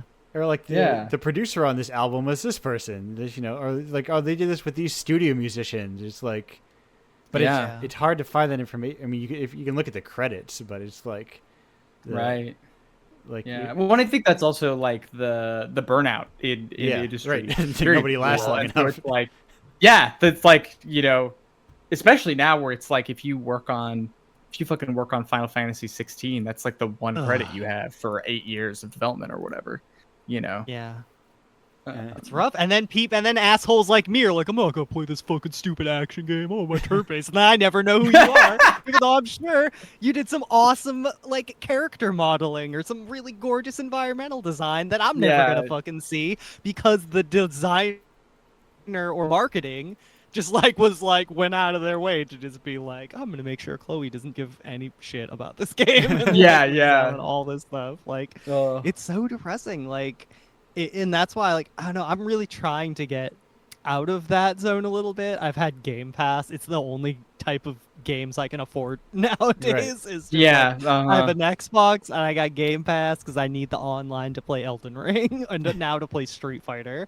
And so I just am like hop on Game Pass and be like, I'm just gonna play something that I don't even think I'm gonna like, but I'm just gonna try to just like appreciate the craft in the things that I like can like see and be like, whoa, that's amazing. Like character modeling, that's Right. some really gorgeous environments. Like, Yeah. and even down to like a thing I think is really important that I don't know if is ever gonna get overcome is the way that like as a programmers don't get thought of as game developers in a really Yeah. weird way. It's weird because like it's similar to how you talked about like the simultaneous exaltation of retro styles and the denigration of them at the same Yeah. time.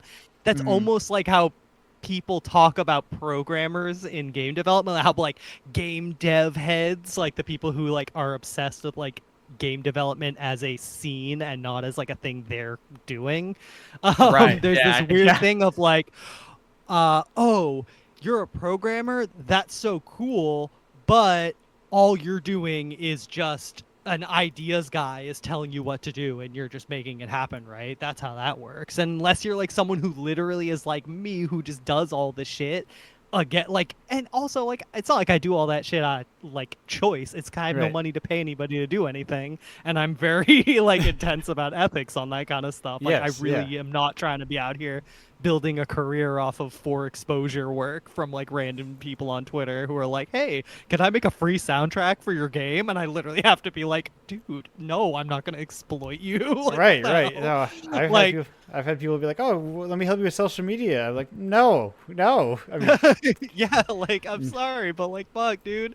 I wish I Yeah. could pay you to like do something, but like but at the same time, yeah, like programming is thought of as this like solved mathematical, like it's a thing that you can do good or bad. Yeah. Because like Yeah. it's that totally. very like min-maxed, like here's you can just and I think it's because people want who have that kind of like drive to I talk about it sometimes of this thing that my annoying catchphrase I like to use is like, do you want to make something or do you want to have made something?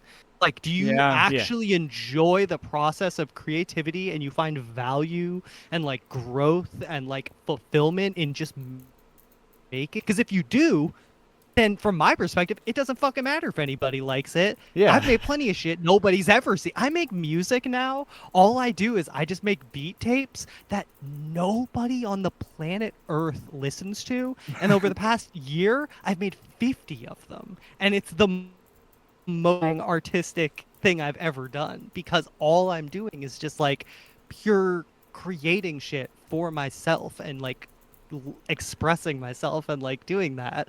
And it's really joyous. But then I meet so many people, especially in games, who don't feel that. Like, they don't have a drive to just create for the sake of it and to get things out of Yeah. it. All they want is to time jump to having released something and have Yeah. everyone telling them they're cool and they're making a bunch of money and they have a bunch of friends who think they're cool. And, like, Because you're right, it just becomes about, like, yeah, it's like a, yeah, it's more of a means to an end. And if you're doing that, then it's like, well, of course you're gonna fucking be miserable and not Yeah. being enjoying yourself And because you're like, that's not real. Like, you can't make that happen on purpose. Like, you can't make a good game like on purpose your first go around. It's just Right. never gonna happen. And I've like in my hyper specific kind of like situation, I've played a bunch of games that feel like that. It feels like somebody Yeah. wants to have a game, and it doesn't feel like a person made it. They feel like, oh, this is a video game that is it does video game things, and I made it. Yeah. And I've followed the unofficial how to make a Souls-like tutorial that's Yes. located across YouTube in distinct chunks. right. And like then like a treasure map that you have to gather together. I've cobbled it together, and I've made a thing, and then it's like, oh, okay, I guess technically, but it feels like it's not an asset sort of thing, and someone put a lot of time into it, but it feels like that, if that makes sense. Yeah. Like, it doesn't feel like And it's rough because, like, I want those people to be able to, because I think anyone can just create shit and get joy out of it. It's like I think everyone does it. That's what posting is. Posting is creating.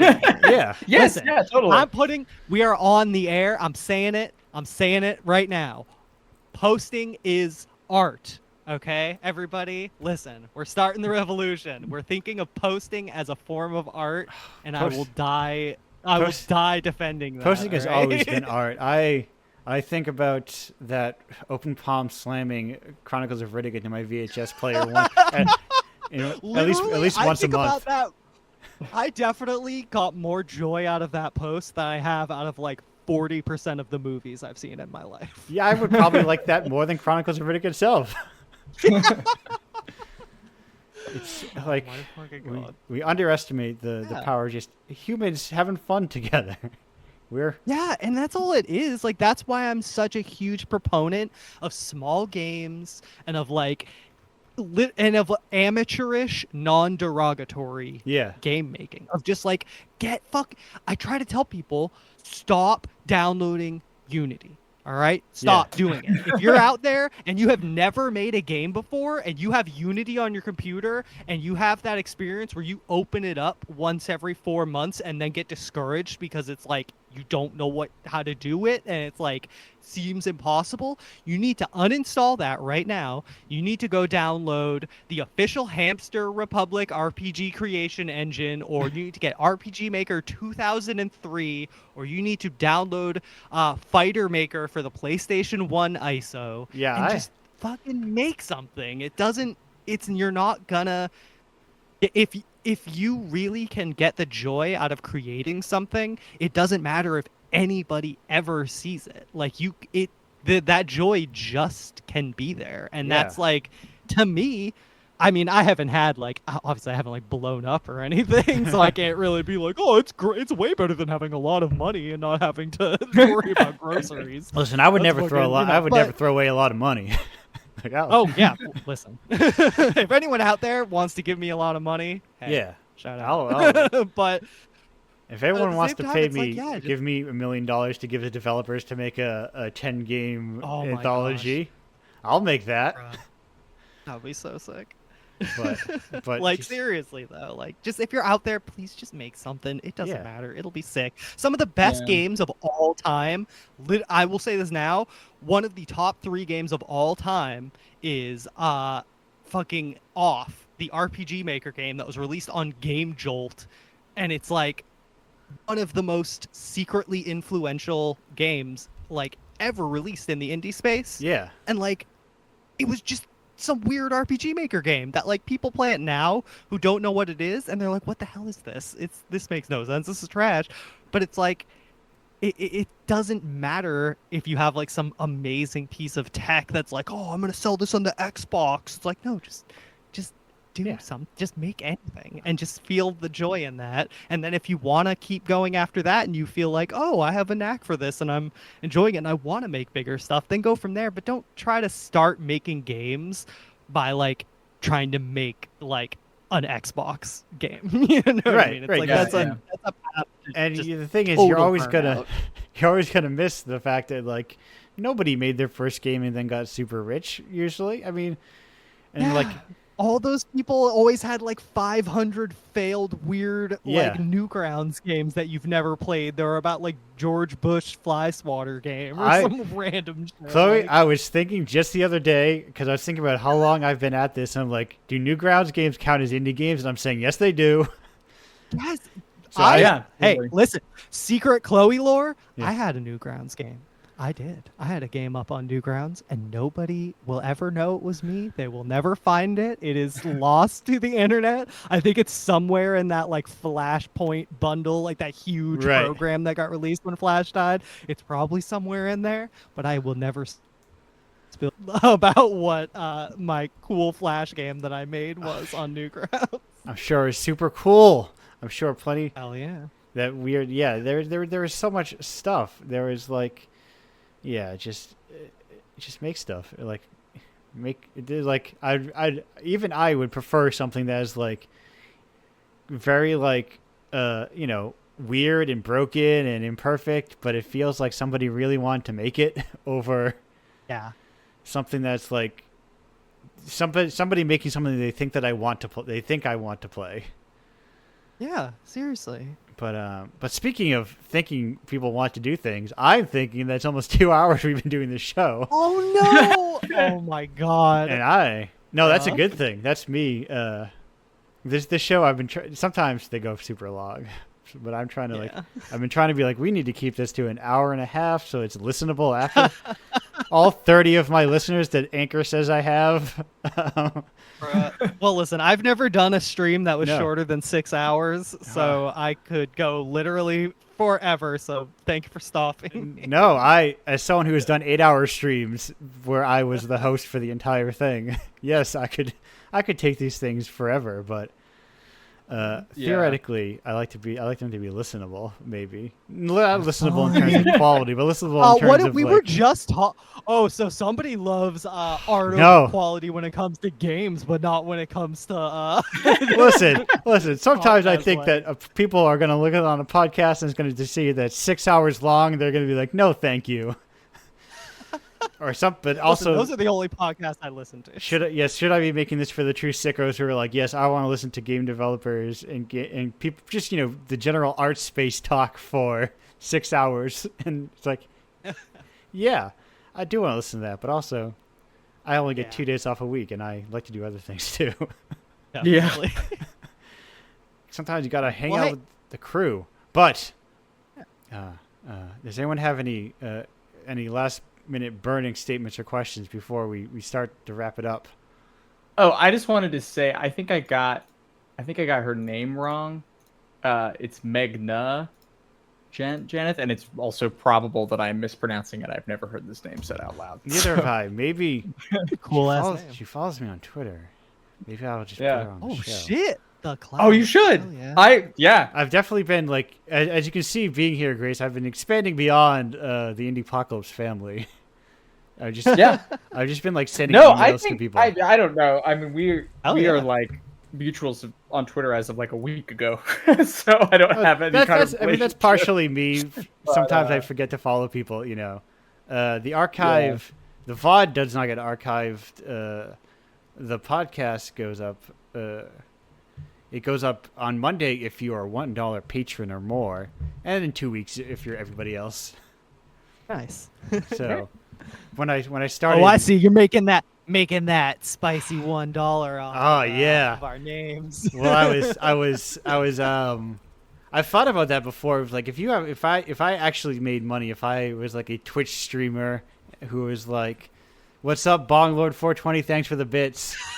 And I would be like, it's only ethical to share those bits, like to split those bits three to four ways with the people on the show, but nobody ever gives me to them, so it never comes up. It's extremely fucked up that you're like one of the more ethical people that I've met in this space, and yet like I feel like if you had a lot of money, this whole scene would be a much better I would give it. place. Like Yeah, listen, exactly. if I had millions of dollars, I mean, if I had a lot of money, I would just pay more people more money to do it. like my rates are abysmally low, but they're like also what I can afford if like their worst case scenario affordability, you know? Like if tomorrow all the everyone stopped purchasing it, I could still technically put out Indiepocalypse at the budget I have it at, which is practical. I think that's the thing is I think when you're like in that hungry kind of they call it the hungry class, you're like The Hunger Games, maybe you like patent term. No one's ever right, used right, it. right. No one's thought of that before. I think you kind of like want to spread the things around because you're like, you're like, oh, $100 is so valuable. you, Yeah. It really fucking is. if someone was to give you 1 million of those, you'd be like, I literally don't know what to do with this much money. Hey, let me put this out on the airwaves. If you're listening to this and you're someone who doesn't think $100 is a lot of money, and you play indie games on itch.io, let me say, go to your favorite itch developer, someone who's made a game that you just think is amazing, Yeah. and just give them $100. Yeah. Just fuck it, dude. You have no idea. Like, as a person whose like life has been materially changed by like random people being like, "Oh, I love your game. Here's just like $100." Yeah. Bruh. I mean, Like, same. you severely underestimate how powerful that is. Like, literally, materially speaking. Yeah. Like, Chloe, yeah. Long-standing Indiepocalypse lore. Indiepocalypse is for a lot of developers the most money they've ever made off their games. like, straight up, it's the most Yeah. I've ever been funded. I'll say that. And like, fun- I never made anything with any funding. And before. some people, And so it's having like they're like, oh, this is the first time someone's literally ever paid me for the game. I'm like, what are you talking about? This game is amazing. How did nobody? yeah. Yeah. Yeah. So angels out there, go be an angel to somebody on itch or yes. anywhere, you know. Angel Like, investors. it's a beautiful thing. Angel invest in itch.io. Yeah. Yeah. Just don't tell them what to do. Yeah, seriously. Don't. Tell me what to do no matter what. That's what you can take away from That's this my rule. whole conversation. Indiepocalypse has been sponsored once before. Thank you again, Range Touch. But if you ever want to sponsor Indiepocalypse, the one rule is Shout out Range Touch. Yeah. Cameron, the endless champion of like trying to convince people in actual games press to care about Indiepocalypse. Yes. Yeah. And sometimes they do sometimes like it. All your typical online game dev people will like it when he posts about it. Not when I. But I think it is like, you know, he's raking in the Stephen King podcast listenership. Yes. I was gonna say, hey, shout out to that fucking podcast. I listen It's to that great. shit. It's a great podcast. That's what I need. I All need to the get time. into I need to become a recap podcast. That's what I need to do. Hell That's, yeah, you know- the Indiepocalypse recap podcast where you just recap I need to just- Indiepocalypse I itself. need to recap things. Not right now though. Struck work. Yes. Yeah. Struck yeah. work. Oh yeah, true. But that was of course showing like. I liked, but there was something nice when SAG-AFTRA said that because in my heart it was like I was validated. Like, yes, this is just all promotional. None of this stuff is like. Yeah. I was like, there was that little wince of like, I knew it. This. Yeah. The recap podcast, Well, the emptiness of it, but there are good ones. Plenty of good ones. Yeah. Of course. Yes. Totally.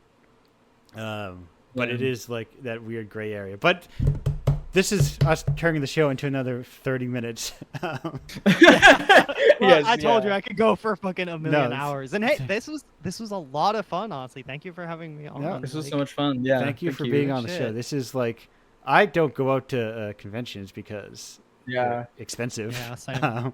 Yeah.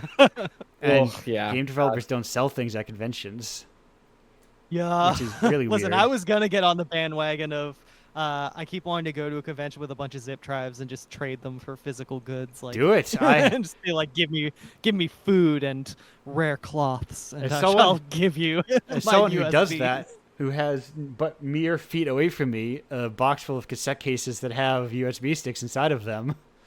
Oh my It's people think those are really cool, so I think it'll work, honestly. They're god. cool. Yeah. I highly They're- encourage Listen, I just want free rare cloths. yeah, I That's just my want goal. people I'm trying to get my barter game up. Yes, I listen, I'm in no need of rare cloth, but if you have chickens, I will take them.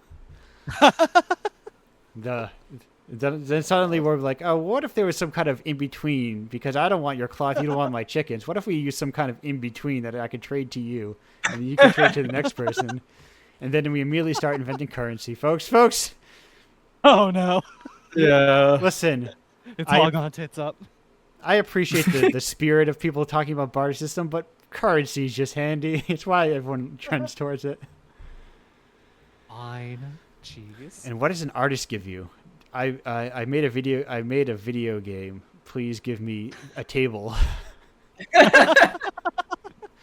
Oh god. Hey, I'll take a table. I do Listen, have, all I want from my fans is their warm smiles.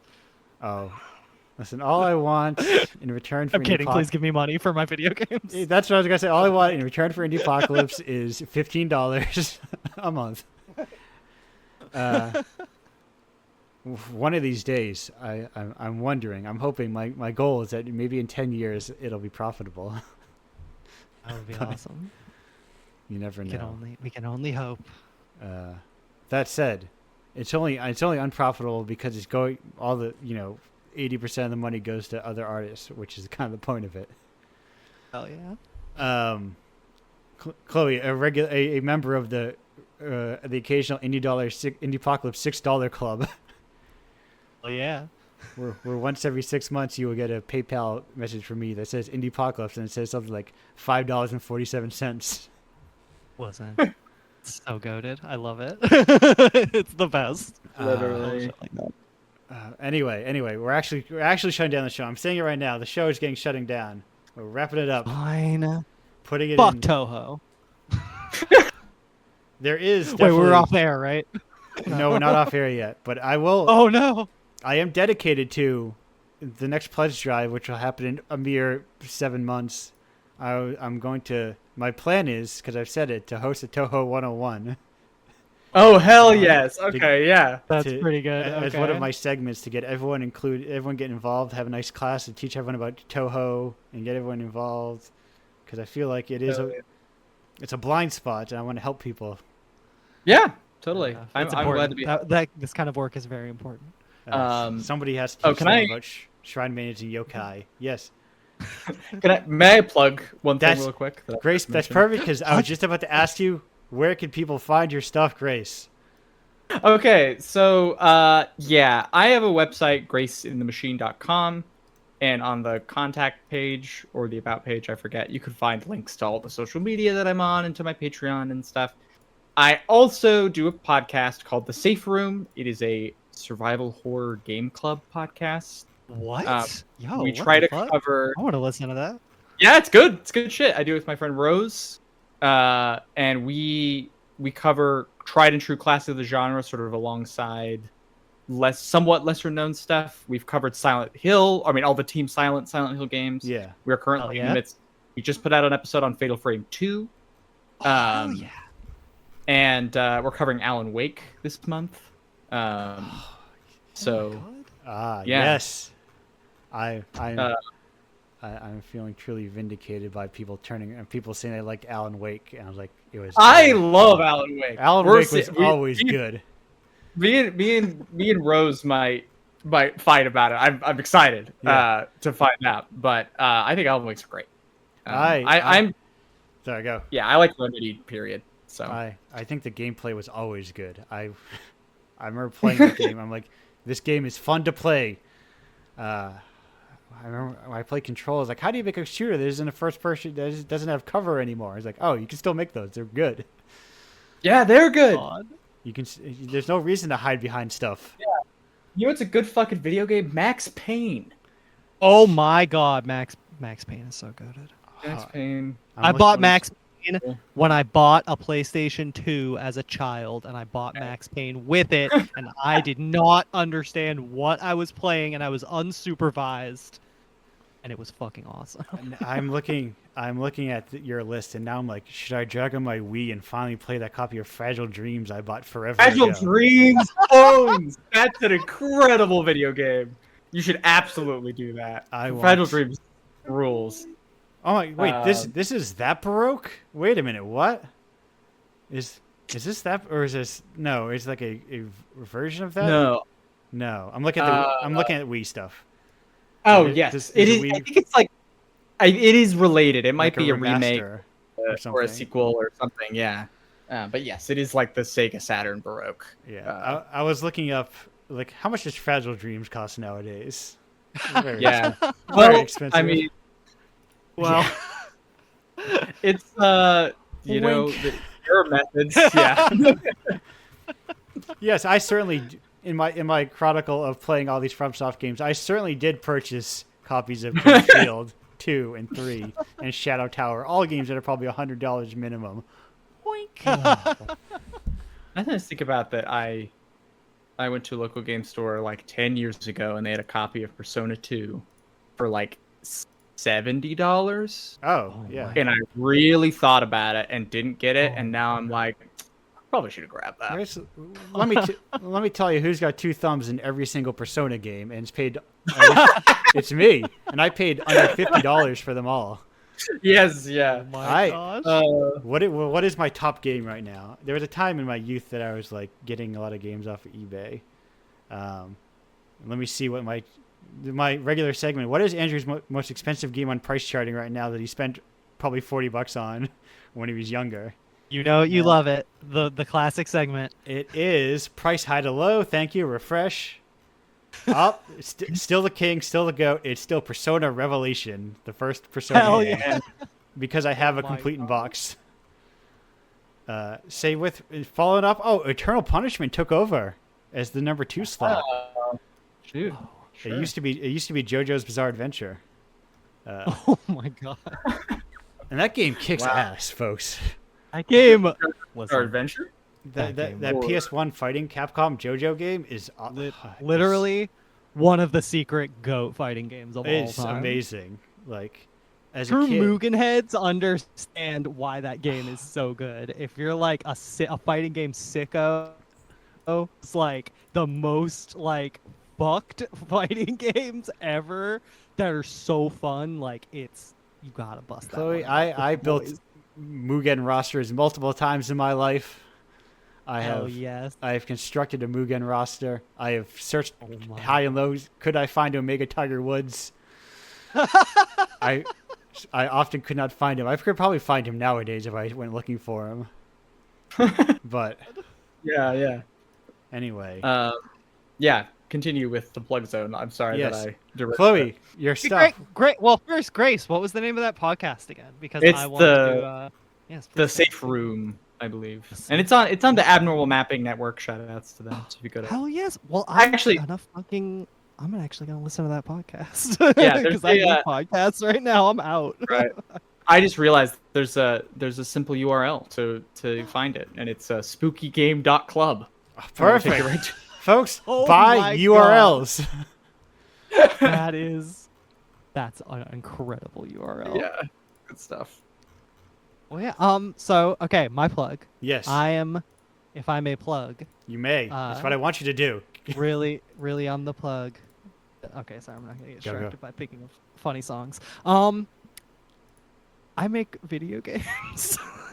They're all at ouch.itch.io. I'm probably going to make Steam games soon because I need to pay rent and shit. And I'm kind of...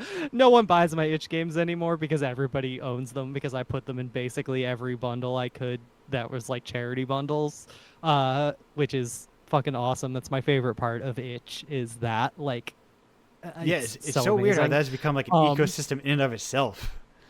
It's fucking it's absolutely beautiful. It's one of my favorite I fucking love itch, dude. Yeah.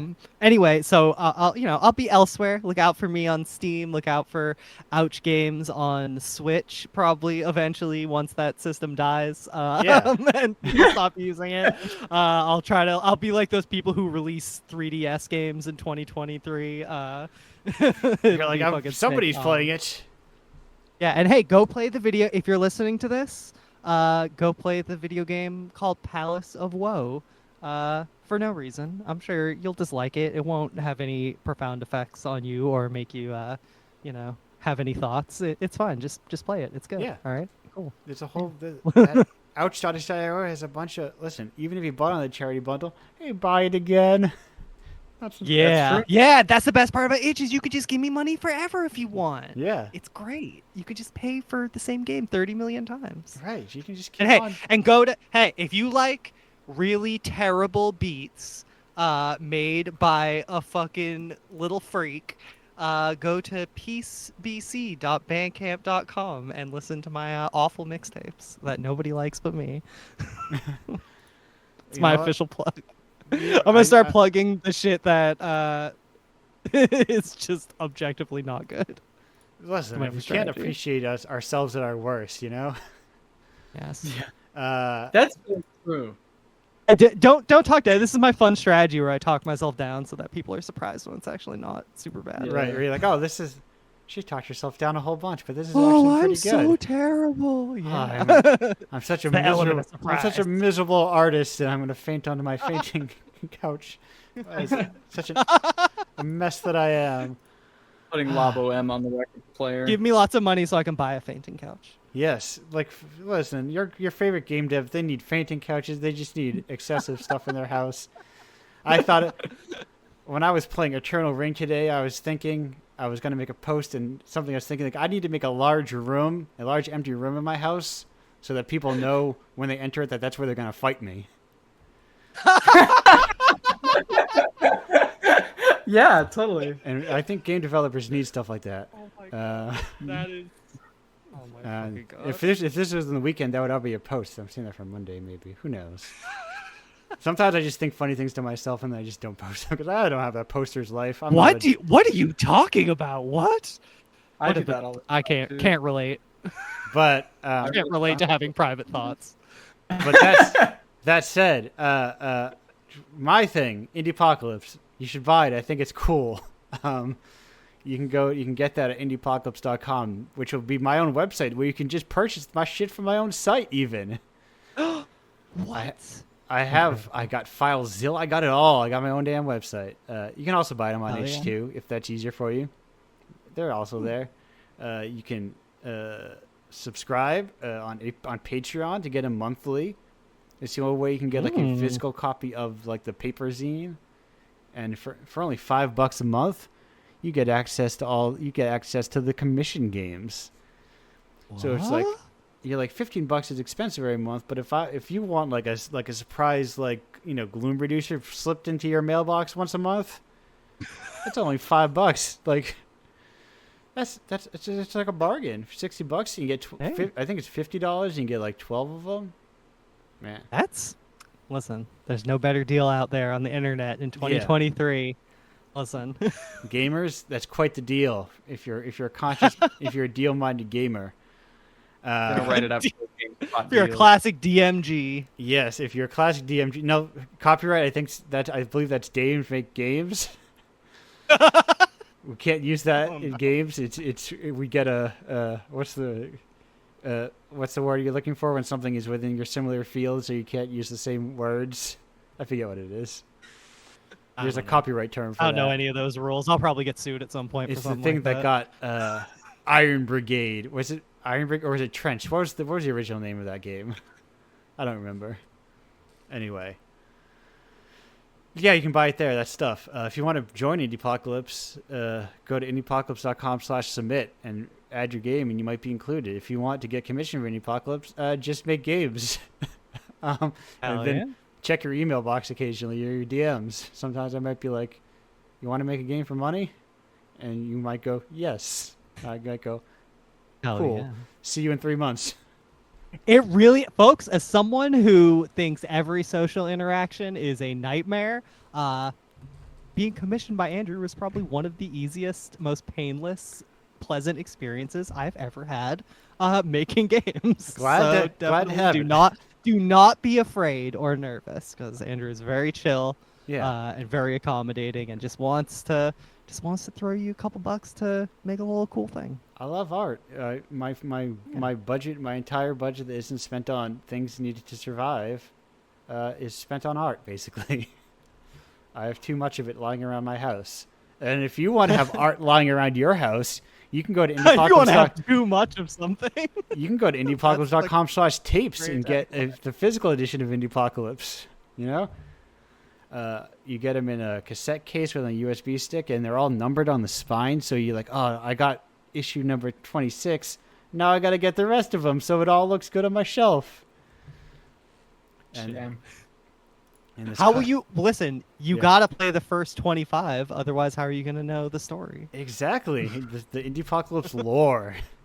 Yeah, it's very important. The thing we It really love, circled back as we have around. discussed, we love IPs. We love the multiverse. That's We nothing. love.